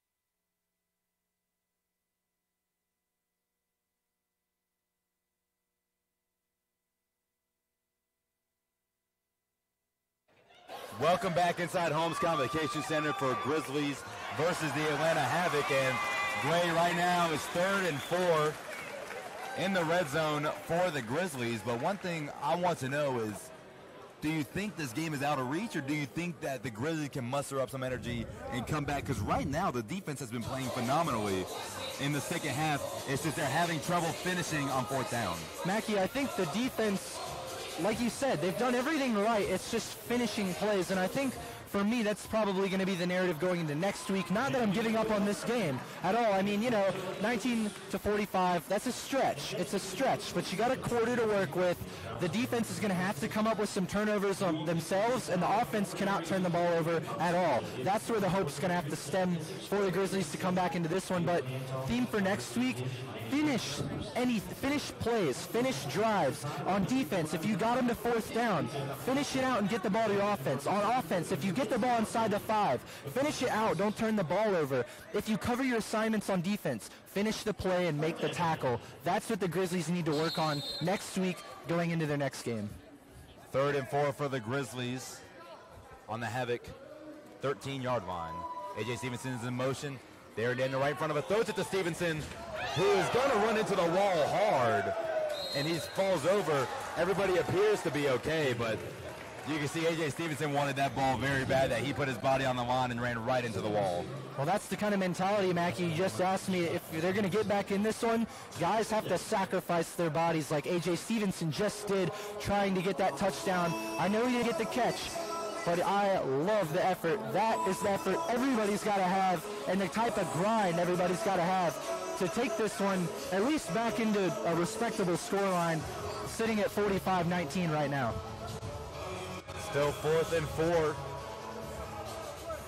4 yards for a first down for the Grizzlies. A.J. Stevenson on their side in motion. Drake White, Scooby Bryant on the far side. Pocket collapse quickly. Looks right at Stevenson once again and throws it right behind him. So that is another turnover on downs for the Grizzlies offense. Mackie, I'm not a huge fan of that last play from the Grizzlies simply because of the fact that they're on the left hash closest to us. They also had the defense loaded on that side, and then Darren Daniel rolls out to that side, really only giving himself one receiver to work with who wasn't even all that open in A.J. Stevenson. You're limiting your options by rolling out to the side that you're already on the hash with. So by giving yourself less space to work with, you're giving yourself less options. I'd like to see the Grizzlies try to stick closer to the center of the field to utilize the fact that it's not as big a space as a normal football field in general football. Alex Coleman's in motion. Lee Chapel is being pressured by Francis Mays. And somehow Alex Coleman comes up with the catch after Tavius Otis knocks it out. Great concentration by Coleman to come up with the catch. And another first down for the Havoc offense on the first play. Mackie, that might be the best catch I've seen in this game so far. Alex Coleman dove all out for that ball. And like you said, the defender got a hand on it. In fact, both of them had both hands on it. Coleman in midair, laying parallel with the ground, fought that one out of the defender's hands for the catch. That's a magnificent play. Theron Lewis in motion on the far side with all other receivers for the Havoc. It's a handoff to fullback Zach Brown, who was brought down by Francis Mays and Sean Potteres after a gain of about 7 yards. So now 2nd and 3 for the Havoc offense. And Lee Chapel and company will try to run up the score. Coach Rez told me on the phone earlier this weekend and before the game is that they will try to score as many points as possible just for playoff seeding and just to rub it in his old team's face. Rez says it's not a friendly competition. I asked him if this is a friendly competition. He said, no, this is an all-out battle. And so far, Coach Rez and the Havoc are winning it. T-Woo in motion. And it's going to be a play action. Lee Chapel looking downfield. Alex Coleman wide open. And that's another Havoc touchdown. And that's going to be Alex Coleman's first touchdown at Holmes Convocation this season, despite playing with the Grizzlies for the first game in this arena. But that was actually a great play call drawn up by Coach Rez there to have that play action. Then he rolls off to the weak side, and the defensive backs all fell for it. Alex Coleman was about 5 yards separated from his defender, wide open in the end zone. About the easiest touchdown he's going to have all this season. Jed Solomon looking to kick in the extra points. And it is good. So now the score 52-19, Havoc lead, 11:32 left in the game. And that play action was beautiful from Lee Chapel to Teron Wu, and like you said, every defensive back bid on it, and that left Alex Coleman wide open in the corner of the end zone for it. Like you said, after playing 2 games at Holmes Convocation Center in the orange and blue jerseys of the High Country Grizzlies, he get his first touchdown here in the green and white of another team. You know, Mackie, one thing I'm noticing from the High Country Grizzlies defense is the plays where they get beat, the plays where they find themselves broken and out of place is due to the fact that they are biting so hard on teams' first fakes. I mean, that last play is a little bit of an exception. I know when you run play action to one side and roll out to the weak one, that's kind of tough to read. Obviously, they wanted to be there in case that play action was really a handoff. But in the secondary, just in general, the first steps, the stutter steps, the little tiny moves by the Havoc, the little ins and outs of the game, the Grizzlies are biting down on every single fake as if they know that the Havoc are going in that direction. And for me, I think it's just throwing off their rhythm. It's throwing off their ability to stay in the play. It's giving the receivers separation after every single little move they make because they're biting so hard on every break. So the Grizzlies need to just compose themselves within the secondary and understand that a receiver's first move is not always his last move. So Jed Solomon boots it to Scooby Bryant, who will return it. He crosses the 5, now the 10, cuts to the outside, jukes out a couple defenders. John Ball gets his hand on him, and he's brought down around the 14-yard line, and that's where Darren Daniel and the Grizzlies offense will set up shop.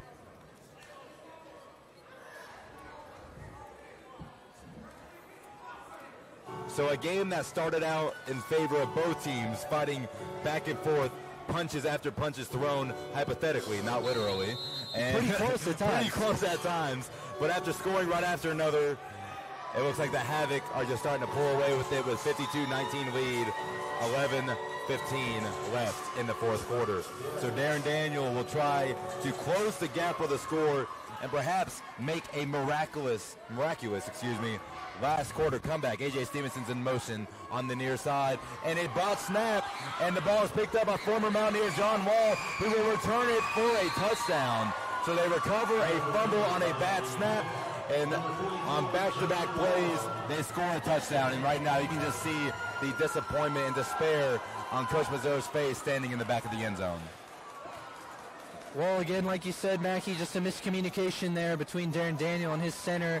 And the Grizzlies team is progressively looking more and more stagnant as this fourth quarter goes on. You can pretty much tell that the score prior to John Law's fumble return for a touchdown pretty much just shocked all the momentum out of the Grizzlies. And that last one pretty much put them in the dirt here, as the score with this kick up and good will put it at 59-19. And Mackie, you know, I think that this is probably the worst motivated I've seen the Grizzlies since their first game at Holmes Convocation Center this season against the Rough Riders, after the Rough Riders started to pull away with that one towards the end. And I don't know if there's much hope for them to come back in this one, now down 40 points. And before the game, Coach Rez says he's going to strive to beat him by 40 points, and so far, Rez and the Havoc are living up to it. And you and I, you know, we were skeptical about the fact that Rez was talking a little bit of smack with the Grizzlies before the game, talking to us about how he was going for a 40-point win today, and you and I both looked at each other like, you know what, they're 6-0, they're obviously the favorite, but I think the Grizzlies have a little surprise in store for them that they're not quite ready for. And quite honestly, this is a humbling game for the Grizzlies. I hope that this sends them into the next one with a new mindset, because Rez did exactly what he said he came here to do, and that was win by 40. And there's still 10 minutes left in this game. The Grizzlies have got to find a way to stop this bleeding before it gets really, really ugly here at the Holmes Convocation Center.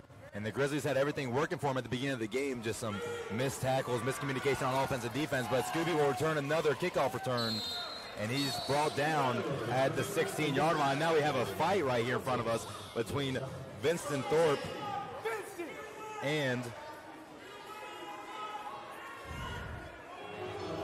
Anson Yarbrough.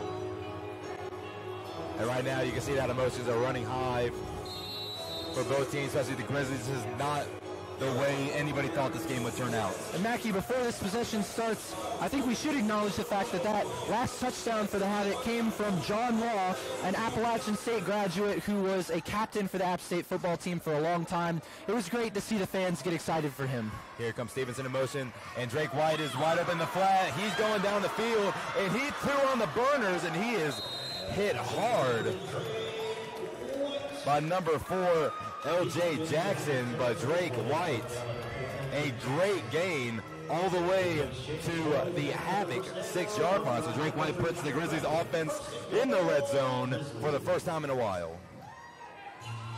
Just going back really quick to what I was saying before the Mackie, I do like the fact that, you know, obviously we're the commentators for the Grizzlies, but it is cool to see a guy in John Law that I personally watched play at Appalachian State University now be successful in the Arena Football League. We always like seeing good things from the Mountaineers here in the high country. There, Daniel throws it to Scooby, who almost grabs onto it, but it is batted away by number 22, Brandon Fuentes, another former high country Grizzly. Played on the Grizzlies a little bit last year. Brandon Fuentes now on the Havoc, batted the ball out of Scooby Bryant's hands. Scooby Bryant still almost came down with it. He did. Scooby Bryant is one of those receivers, man, where until you get him to the ground, until the ball is to the ground, he's not going to stop fighting for it no matter where it is. If it's in a defensive back's hands, he's tearing it out. If it's in his own hands, he's tucking it away. He is fighting for the possession of the ball every single time it's in the air.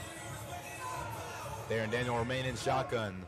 A.J. Stevenson will go in motion from 15 yards out. Darren Daniel takes a snap, looks left, throws it to Stevenson high. Incomplete. And there was holding on the play, but you can see that the back judge was saying that the ball wasn't going to be able to be catched whether he was being held or not. Which is why, you know, that throw there from Darren Daniel, I think it's nice that he led him outside the wall in case the defensive back tried to make a play, but at the same time, give the receiver a chance, because the referee basically just told A.J. Stevenson, yeah, that was holding on the defense. Yeah, I would have thrown the flag, but the ball was too far over your head, and I'm not going to throw it if it's uncatchable. So Darren Daniel in shotgun with Jalen Jackson in the backfield. A.J. Stevenson's in motion. The ball's going to be hands of Jalen Jackson, who's going to bulldozer his way through for about 3 yards. And the ball did come loose. Right now there's no signal by the refs. They're saying that it's fourth down. It looks like they're going to rule it a 4th down. I'm not 100% sure about that call. We couldn't quite see the scuffle and if a knee was down because of the big bodies involved and in the way. But to me, just from my perspective, I thought the ball was on the ground. I don't know about you, Mackie. My view was blocked by Larry Ford and Anson Yarbrough, 2 big defensive linemen. Ford, I think Yarbrough was the one who came up with the ball eventually. So 4th and goal from the 4-yard line for the Grizzlies. A.J. Stevenson's in motion. Darren Daniel looking left and right. Throws it to Scooby, who catches it for a Grizzlies touchdown. And let's see how many backflips he does right now. And he's only going to do one, and it's somewhat of a cartwheel. But a great catch in coverage for Scooby Bryant.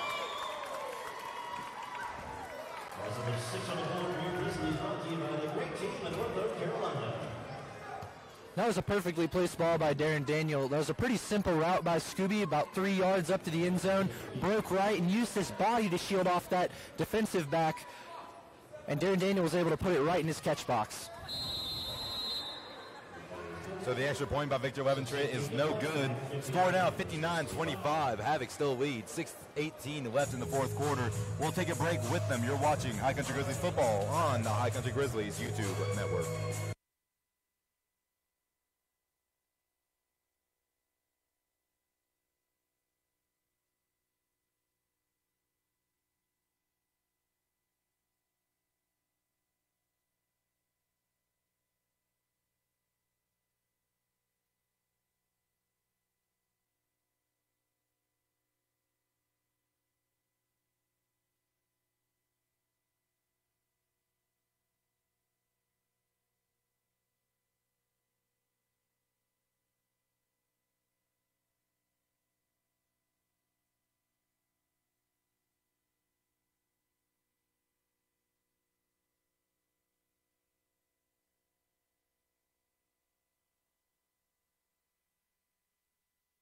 Welcome back inside Holmes Convocation Center. Mackie Gallagher joined by Grace Salter. Thank you for tuning in to the YouTube live stream of the Atlanta Havoc and High Country Grizzlies. Score currently 59-25, 6:16 left in the 4th quarter. Victor Leventritt will send it downfield to Martell Moore, and it's going to go over his head. He's going to pick it off the wall, and he's starting to go downfield, and he will be brought down by Sean Potts Harris at midfield.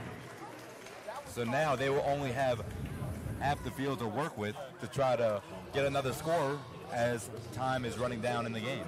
And our line judge here actually ended up bringing the ball back a little bit to the 21-yard line of the Havoc, determining that the ball carrier had his body checked up against the board, which does mean you're down in the Arena Football League. So it was good to see them pick up on that. I think the fans are a little upset about that one. It's what it sounded like behind us. Right now, Michael Eubank is in the game instead of Lee Chappell. It's like Lee Chappell has done a good job on offense that Coach Rez will sit him for the remainder of the game. Eubank will keep it, and he will run, and he is brought down by Antonio Jemison, and John Potts is also there. Michael Eubank, a quarterback out of Arizona State and Samford University, standing at 6'6", 240, a big fella behind center.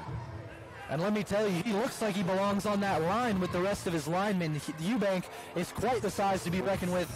Obviously tough to bring down in the backfield as he's got that size, and he can see very well over his offensive linemen. So if you give him that time as a taller guy, it'll help him see his targets.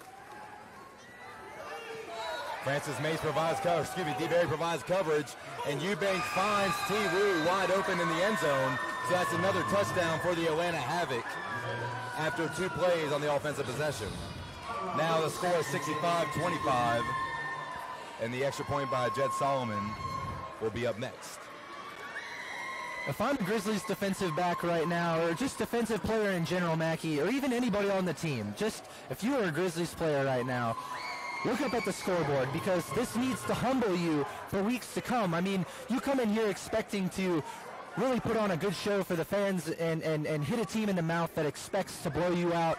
And here they're doing everything they said that they were going to come in here and do, and the Grizzlies haven't done a whole lot to stop it. But you don't let this get you down. You just let it humble you. You let it kind of sink in, and then you take that aggression, you take that fire, you take that anger about what's happened this game, and that's where you talk about momentum, Mackie. We talked about it at the beginning of the game. You carry that into next week.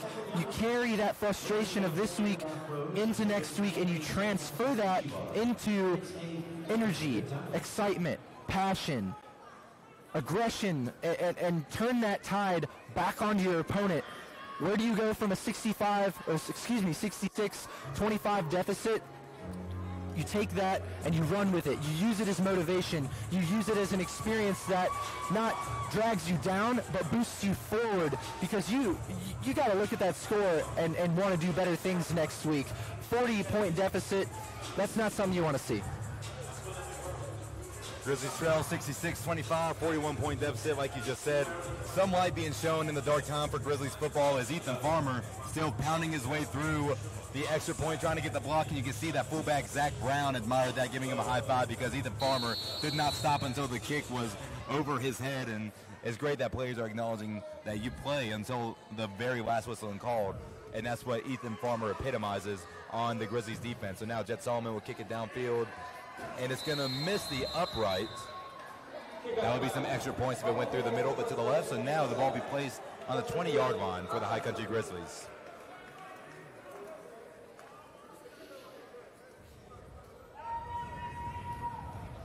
Now, Gray, we talk about how they're down 41 points. The game started out great for both teams, but you can see that the Grizzlies kind of have their heads low. What do you say to a team after this? How do you bounce back? In 2 weeks, they have one more bye week, and then they come back to Holmes Convocation Center on May 19th to take on Peach State. How do you bounce back from this loss? I mean, you got to take everything one step at a time moving forward. You know, you don't want to ignore this loss because, you know, it happened. You're down 40 right now, and there are reasons for that. What you got to do is learn from those reasons. Watch the film, look at the tape, and understand the things you can do better, and let 41-point deficits motivate you to be better. Don't just look at the things you need to improve and understand that. Be motivated every day to go in and work to improve those things so your fans at home aren't watching you get blown out by 41 points. I know that this team does not want this for their fans. They don't want this for their club. They don't want this themselves. You know, they put a lot of work into this, more than everybody else here. They know that they have what it takes to beat the team in front of them right now. They just really haven't gotten it done today, and they have to learn from that moving forward. So pass was complete to Drake White. There was offsides on the defense, but that penalty was declined. So 2nd and 5 for Darren Daniel and company. Darren Daniel drops back, pocket collapsing, throws it down to A.J. Stevenson, and it goes through his hands. He had it, but then you can see that he turned his head and tried to run and get up before he secured the ball. So just another mental mistake for the Grizzlies. Nothing too harmful, so now 2nd and 5 for the Grizzlies offense. And Mac, you talk about making improvements. The mental game really today for the Grizzlies is one that had it gone the other way, I think this game looks a lot different. Darren Daniel steps back, throws it to Stevenson, who catches it, and he is hit hard. His helmet comes off. That hit was by L.J. Jackson. That was a huge hit. And A.J. Stevenson gets right back up. And you can see that they're going to bring out someone else. So A.J. Stevenson's going to take a breather, which is warranted. I wouldn't see him staying in the game after that hit. But it's great seeing him get up right after it. And now defensive back Linkeith Williams is in the game for the Grizzlies. Scooby Bryant will be in motion there, and Daniel about 5 yards back from the line of scrimmage. Darren Daniel drops back, scrambles as the pocket collapses, and he's going to go all the way to the 5-yard line. He's brought down by Anson Yarbrough. Mac, real quick, back to that mental game for the Grizzlies. You know, just turnovers, penalties, giving up the ball in situations that they need to capitalize on. That's more what I mean. Just tightening up the screws a little bit where you need to finish possessions. Here's Darren Daniel once again, pocket collapsing, throws it to Drake White for another Grizzlies touchdown. And it's great seeing Darren Daniel even down 41 points, still making touchdown completions because this can work on his game in the future. And now the score is 66-31. Havoc lead. Drake White, another touchdown. Drake White proving to be a big receiver for this Grizzlies offense. I think all three of the receivers for this Grizzlies offense are starting to prove that they belong out there, and they have established a great connection with Darren Daniel. He's throwing a touchdown to all three guys today, and the newest member of that receiving core, Drake White, who's only played one other game with the Grizzlies, has 2 touchdowns today. So 3 in 2 weeks for the newcomer. It's good to see Darren Daniel establishing that connection with his guys. And that's the type of thing where I say, look at the film and understand what do you take forward, what do you need to improve. That's something right there that you say, here is something we can build off of. Here's a pillar for our team. The fact that Darren Daniel is starting to make that connection with his receivers and spread the ball around effectively. Now, what do you have to do? Well, the Grizzlies put up 32 points today. They also turned the ball over a couple times in situations where they could have scored more. I really think the most work that needs to be done for me is on defense, the defensive side of the ball. You cannot expect to get 66 points put up against you and win a football game. Even in the Arena League where scoring's more prevalent, 66 points is a lot of points, Mackey, and you got to be able to keep some of those big plays over the top from happening. Keep some of those silly tackling mistakes from happening. I guarantee you, if the tackling was tightened up even 75% from what it was in this game, and some of those mental errors in the backside of the secondary were tightened up, that 25 points could have been kept off this board against the Grizzlies, if not more. And on the flip side, offensively, you tighten up some of those mistakes. You put up an extra 15, 20 points just from giving the ball away in situations where you could have scored. So tighten up those mental mistakes, capitalize on possessions.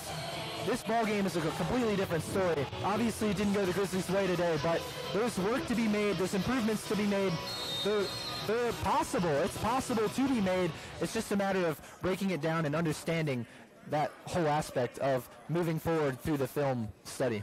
And I want to point out that after that extra point, L.J. Jackson came up to A.J. Stevenson. He's the one that had that monster hit, made sure he was okay, and A.J. Stevenson shook his hand, acknowledging that that was a huge hit and a very good hit. So the ball is thrown on the kickoff, a few more missed tackles, and eventually he's brought down where it looks like around the 7-yard line. We have trouble seeing that due to the wall being in front of us. So 1:57 left in the fourth quarter, 66-32 is the score. Havoc lead by 34 points. And how about that effort here, obviously with a big deficit on the scoreboard, but Francis Mays, standing at 6'9", we've said it multiple times, 280 pounds, being the first guy down the field to make a hit on the ball carrier on a kickoff. I mean, a 6'9" guy running downfield to hit you on a kickoff, that is something to be seen, folks. And number 58 for the Grizzlies has really impressed me with his effort today. So Michael Eubank will be back behind center. Lee Chappell finishes the day 18 for 36, 50%, 253 yards, 6 touchdowns, 0 interceptions. Great stat line for Chappell. Michael Eubank looking downfield to Alex Coleman, who is wide open, but he tries to catch it with one hand, and it's incomplete. Tavius Otis was in coverage. Alex Coleman gets a little word there from Coach Perez as he's jogging back saying, Alex, catch it with 2 hands, man, because I think he had time to get his other hand up for that one. With the scoreboard the way it is, though, I think he wanted the flashy catch rather than the secure catch, but that does not make your coach happy. And you can see Perez will most likely target Alex Coleman this whole possession. You can see Michael Eubank is looking right at him, and he pump fakes. He's throwing it to T. Wu. Some miscommunication. Win Keith Williams, Tavius Otis was on the coverage.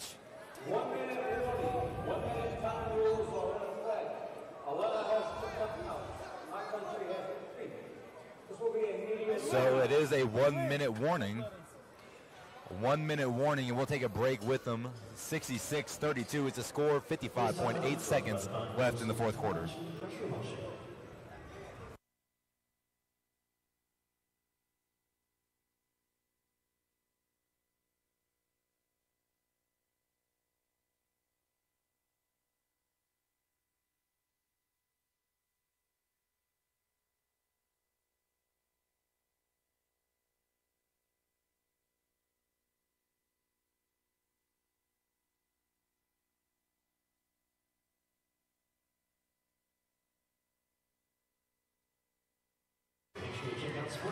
Welcome back to Grizzlies football.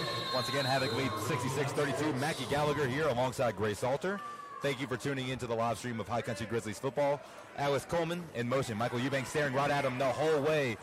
And he has overthrown Tavius Otis in coverage once again, so it is clear that Rez is targeting Alex Coleman just to get one more final blow to this Grizzlies team before time expires. Well, and obviously they're specifically targeting Alex Coleman because this team in the Grizzlies released him upon Alex Coleman's request.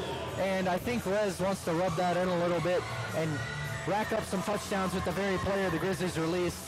And like you said, Mackie, before the game, he said there is nothing friendly about this competition today. And you're seeing that right now with Rez trying to run the score up with one of the Grizzlies' very own ex-players. Eubank currently 1 for 4, 25 yards and 1 touchdown. That touchdown came on his very first pass in the game. Alex Coleman still in motion, and Eubank is looking right at him, but he's going to throw it to Wu, who is hit immediately by Lynn Keith Williams.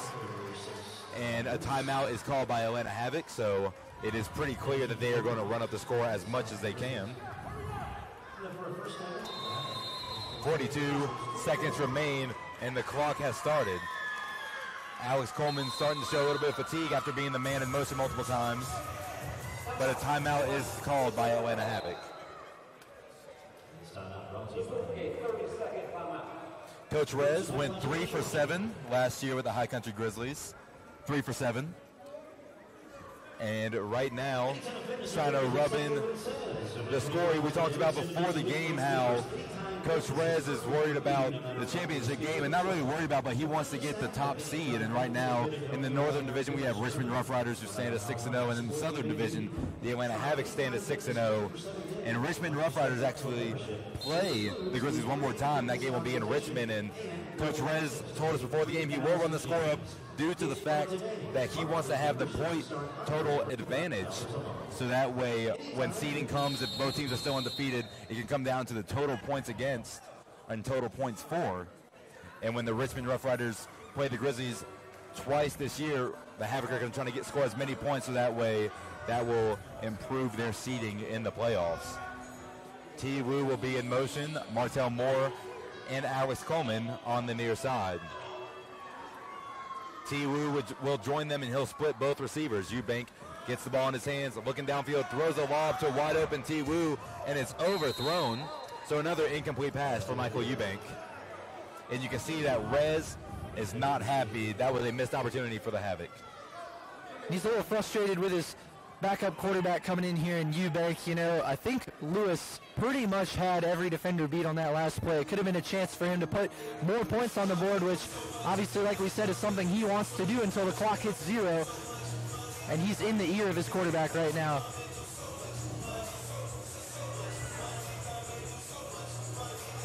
So Eubank is going to go inform his huddle of the play.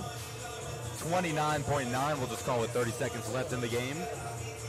2nd and 10 for the Havoc. All receivers on the far side except for Martell Moore, who is in motion on the near side. Eubank, 3-step drop, throws it to Martell Moore, picked off by Lynn Keith Williams. A perfectly read pass by Lynn Keith Williams to cut off the route and got the first interception of the game for the Grizzlies. That's great to see the hustle there by Lynn Keith Williams, even with the clock winding down. You know, that's something, again, you carry into next week. You look at the film, you watch that play, you see what you did right. You see the things that you can improve upon, but also carry into the week coming up, and that gives you a little more confidence to stepping into that next week, being able to watch the film and see plays like that unfold in your favor. And you can see Coach Rez went up to Lynn Keith Williams and gave him a high five because Lynn Keith Williams was on the Grizzlies a little bit while Rez was a coach, and Lynn Keith Williams put a little damper on Rez trying to run up the score. So Darren Daniel in the backfield right against the wall in his own end zone, throws it downfield to Scooby Bryant, and it's picked off by Byron Mulkey. Mulkey's dancing around a little bit. Scooby can't bring him down. He jukes out A.J. Stevenson, jukes out Drake White, throws back Jordan Federal, Christian Whitehurst, and Marcus Hayes, and somehow he returns the interception all the way for a touchdown after running about a cumulative of 60 yards east and west and eventually heading north. And although they couldn't get a score on offense, they definitely got a score on defense, and now they lead by 40, 72-32, 6 seconds left in the game. Well, that was clearly just a play by Darren Daniel trying to move the ball downfield as quickly as possible with as little time left on the clock. There wasn't a whole lot of decision-making there. It was pretty much, let's throw it up to Scooby and see if he can make the play. And under double coverage, that was a pretty tall glass to try to fill there for Scooby Bryant and making that catch. And it wasn't able to do it. Wasn't a great throw. Not a great play in general for the Grizzlies. And obviously it came back to bite him on the touchdown. Not much more harm done with the score where it already is, though. And it looks like the Havoc is going to go for a 2-point conversion with 6 seconds left, up 40 points. Michael Eubank giving his team the huddle, or excuse me, giving his team the play. Zach Brown, big fullback, standing at 6'2", is in the backfield along with Michael Eubank. T-Roo's in motion. He stops on and they roll left. Michael Eubank, a big 6'6", 240 quarterback out of Arizona State and Stanford University, muscles his way through the end zone. And the final score of today's game, 74-32. Havoc hands it to the Grizzlies. And right now, Gray, I don't think this is what anyone was expecting the score to turn out to be.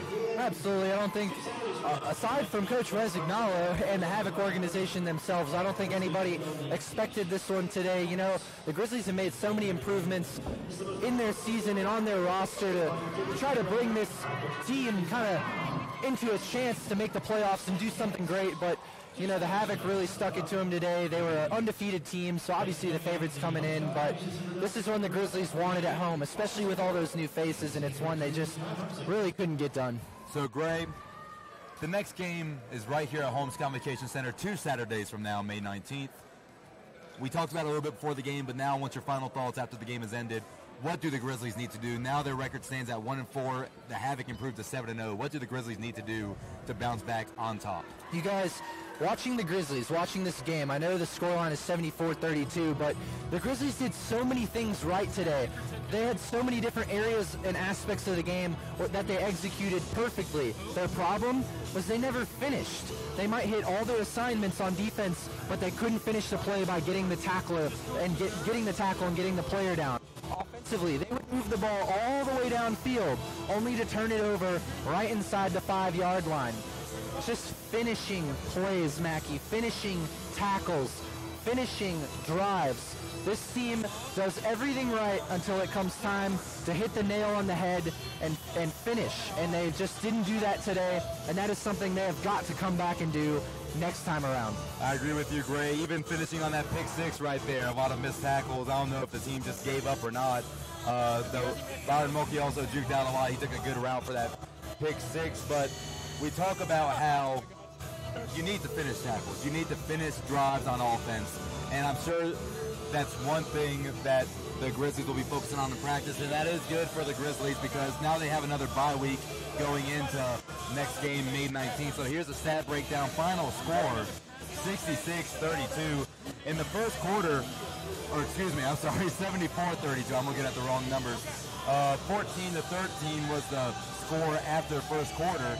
And then in the second quarter is when the Havoc began to run away with it. They outscored the Grizzlies 24-6. In the third quarter, the Havoc only scored once. And in the fourth quarter, they scored 3 times to the Grizzlies only scoring twice. And the stat breakdown by QBs, Lee Chappell had a great game. 18 for 36, 50% completion percentage, 253 yards thrown, 6 touchdown passes, no interceptions. Darren Daniel, 50%, 15 for 30, 172 yards, 5 touchdowns, and 1 interception. And penalties were helping out the Grizzlies. The Grizzlies only had 1 penalty for 5 yards, while the Havoc only had 9 for 65. But time of possession, the Havoc almost had the ball for an hour, 59 minutes and 55 seconds. And one thing you need to do if you're the Grizzlies is just take control. The other teams are coming out, taking the ball away. And that's one thing the Grizzlies have to start doing is getting more aggressive. And like you said, there are a lot of things from this game that you can take away. A lot of good offense to start out the game. A lot of great coverage coming out in the third quarter. We said they needed to get a stop at the beginning of the second half. They got 2 great stops on 2 straight possessions. And eventually the coverage just began to falter. But like I said, their next game is May 19th against Peach State right here at Holmes Convocation Center. Gray, is there anything else you want to tell our viewers and our fans before we log off for the night? Well, guys, it didn't turn out the way the Grizzlies wanted it tonight, but it was fun to see a lot of familiar faces on both sides of the ball as the Havoc, like we mentioned, had a lot of guys who came from the Grizzlies organization. John Law from Appalachian State University. So, didn't go the way we wanted today, but fun to see the competition, fun to see the guys going at it head-to-head, and hopefully the result will be different next time, and the Grizzlies will be able to consistently finish their plays and drives. Final score once again from Boone, North Carolina. Atlanta Havoc 74, Grizzlies 32. Grizzlies are now 1-4, while the Havoc improved to 7-0. For Gray Salter, I'm Mackie Gallagher. Thank you for tuning in to High Country Grizzlies football right here on the High Country Grizzlies YouTube page. Next game, May 19th against Peach State. See you there.